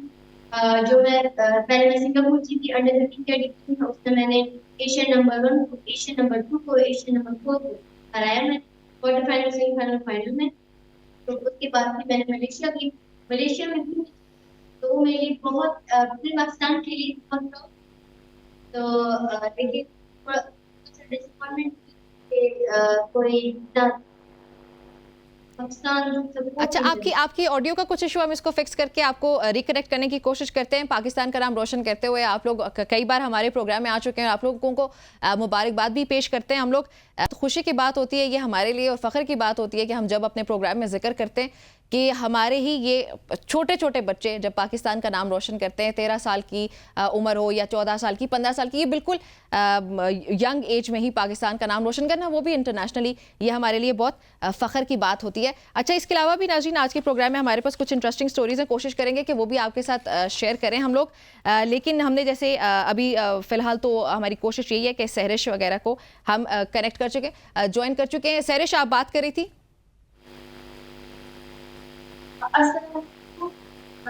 मेरा नाम सहरिश है, मैं नंबर 1 हूँ, स्पॉन्सर्ड बाय सफायर, और मैंने अभी मलेशियन पे फाइनल खेला। मैंने नंबर 1 को हराया, नंबर 3 को हराया, और 5 to 8 तो बहुत ज़्यादा टफ फाइट, और दोनों पाकिस्तान फाइनल में पहुंचे। बहुत बहुत बात है। चलें जी, बहुत शुक्रिया आप दोनों का हमें ज्वाइन करने के लिए, हमें ज्वाइन करने के लिए आपका बहुत शुक्रिया। स्टूडियो में भी इंशाल्लाह आपको बुलाते हैं। अच्छा नाज़रीन, एक और मसला जो पाकिस्तान में जिस पे अभी लिटरली मेरा दिल भी कांप रहा है और दुख है बहुत ज़्यादा, एक और सहाफ़ी जिनका कत्ल कर दिया गया, खलील जिब्रान को शहीद किया गया है। इससे पहले अभी अगर सिर्फ मैं 2024 की बात करूँ, 2024 में अभी तक 6 ऐसे सहाफ़ी हैं पाकिस्तान में जिनको कत्ल किया जा चुका है, और उसकी रीज़न्स बहुत ऑब्वियस होती हैं। वजूहात यही होती हैं कि उनको किसी एक चीज़ के लिए कहा जाता है जो कि वो अगर नहीं करते तो उनको इस मुल्क में मार दिया जाता है। इससे पहले नसरुल्लाह गिडानी जिनका ताल्लुक सिंध से है, नसरुल्लाह गिडानी साहब, उनका कत्ल किया गया, फिर सिद्दीक मेंगल साहब, और ये अभी खलील जिब्रान केपी में इनको शहीद किया गया। खैबर न्यूज़ से इनका ताल्लुक था, और इससे पहले भी जो खबर सामने आई है, उनको ये थ्रेट्स मिल रहे थे जिसके बारे में उन्होंने आगाह भी किया था, और उन्होंने ये आगाह कर दिया था कि मुझे ये थ्रेट्स मिले, लेकिन उसके बावजूद इस मुल्क का अलमिया ये है कि उनको कोई सिक्योरिटी फराहम नहीं की गई, जिसकी वजह से एक कीमती जान एक बार फिर से चली गई, और वो कीमती जान किसी आम शहरी की नहीं है बल्कि एक सहाफ़ी की है। अभी यहाँ पे सवाल ये है कि फॉर एग्जांपल सिर्फ एक केस की बात कर लेते हैं, नसरुल्लाह गिडानी साहब, उनके केस पे अभी तक कहाँ पे पहुँची है इन्वेस्टिगेशन, क्या चल रहा है इस मुल्क में, और इंटरनेशनल प्रेस की अगर बात करें तो उनकी जानिब से भी पाकिस्तान को सहाफ़ियों के लिए वो मुल्क करार दिया गया जहाँ पे उनकी जानों को ख़तरा लाहक होता है, और सहाफ़ी कभी भी महफूज नहीं है। बहुत सारी ऑर्गेनाइजेशंस हैं जो ये क्लेम तो करती हैं कि हम सहाफ़ियों के तहफ़्फ़ुज़ के लिए बने हैं, या फिर उनके लिए आवाज़ बुलंद करते रहेंगे, लेकिन कत्ल हो जाते हैं और उसके बाद वो फाइल्स बन के सब चीज़ें आगे पीछे हो जाती है, हमें समझ नहीं आती। ये जो 6 जर्नलिस्ट जिनका मैं अभी जिक्र कर रही हूँ, इनमें से 2 का ताल्लुक पंजाब से है, 2 का ताल्लुक KPK से है, 1 का ताल्लुक बलोचिस्तान से, और 1 का ताल्लुक सिंध से है। और अभी जो रिसेंट हमारे पास एक ख़बर आ रही है वो ये है कि नसरुल्लाह गिडानी जो है उनके कत्ल के मरकज़ी मुल्ज़िम को गिरफ़्तार कर लिया गया। अब यहाँ पे मुझे खुद जो पर्सनली भी जिस चीज़ पे अफसोस होता है कि ये खबर हमारे सामने हमेशा आ जाती है, मरकज़ी मुल्ज़िम, दैट मीन्स कि सेंट्रल जो इसका जिसने ये सब कुछ किया होता है उसको गिरफ़्तार कर लिया गया। बड़े आसान अल्फाज में हम भी ये कह के आगे निकल जाते हैं, लेकिन हक़ाइक़ उससे बिल्कुल मुतज़ाद होते हैं, वो उससे अलग होते हैं। एनी हाउ SSP जो हैं उन्होंने ये बताया कि मुल्ज़िम को इलाका, उनके जो एक करीबी इलाका है वहाँ से गिरफ़्तार किया गया, उनके घर से ही, और उन्होंने ये भी कहा कि गिरफ़्तार मुल्ज़िम से वारदात में इस्तेमाल की गई मोटरसाइकिल, नकदी और मोबाइल फ़ोन भी बरामद किए गए, और जो गिरफ़्तार मुल्ज़िम हैं उनसे इस वक्त तहकीकात जारी हैं, लेकिन कत्ल की वजह अभी तक मालूम नहीं हुई है। एनी हाउ, ये खलील जिब्रान साहब की जो शहादत की ख़बर है ये शेयर करना यहाँ पे इंतहाई अहम था, और हमारी जो गवर्नमेंट है उससे ये रिक्वेस्ट होगी कि सहाफ़ियों के तहफ़्फ़ुज़ के लिए ज़रूर कुछ किया जाए, और जो सहाफ़ी इस वक्त जो जिनका कत्ल किया जा चुका है वो तहकीकात सिर्फ शुरू ना की जाए, या फिर ये ख़बर ना दी जाए कि वो अभी जारी हैं, उनको किसी मंतकी अंजाम तक भी पहुँचाया जाए। खैर, अभी एक और ख़बर भी आपके साथ शेयर करते हैं। ख्वाजा आसिफ की नहर में डुबकियां, और पाकिस्तान के जो वज़ीर दिफा हैं ख्वाजा मोहम्मद आसिफ, उनके बारे में ये गर्दिश करती एक वीडियो है जिसने शहरियों में शदीद हैरत और तबसरे को जन्म दिया है। वैसे ये अच्छा, ये ख़बर ये जो है ना, ये हमारे सामने आ रही है, ये कोई इतनी अनोखी बात नहीं। तो ख्वाजा आसिफ भी एक इंसान है, उनको भी गर्मी लग सकती है, उनको भी डुबकियां लगाने का दिल कर सकता है। सो उनकी वीडियो आप लोग सोशल मीडिया पे वायरल कर देते हैं। बट मे बी ये जब आप एक पब्लिक फिगर होते हैं तो उसके कॉन्सिक्वेंसेस भी साथ आते हैं, इसीलिए पब्लिक फिगर होना कोई आसान काम नहीं है। तो वज़ीर दिफा भी हमारे एक पब्लिक फिगर हैं, तो वो बेचारे अगर नहाने भी गए तो उसकी वीडियो सोशल मीडिया पे वायरल हो जाती है। पहले भी कुछ इस तरह की वीडियोस हमारे सामने डुबकियां लगाने की आई थी, लेकिन I think he doesn't care about that because he knows कि उनको भी गर्मी लगती है और वो भी एक इंसान है। सो उनका भी बाकायदा हक है कि वो पानी में डुबकियां लगाएं। ये थी जी हमारी आज की सुबह की सोच। इजाज़त चाहती हूँ, अल्लाह हाफिज़।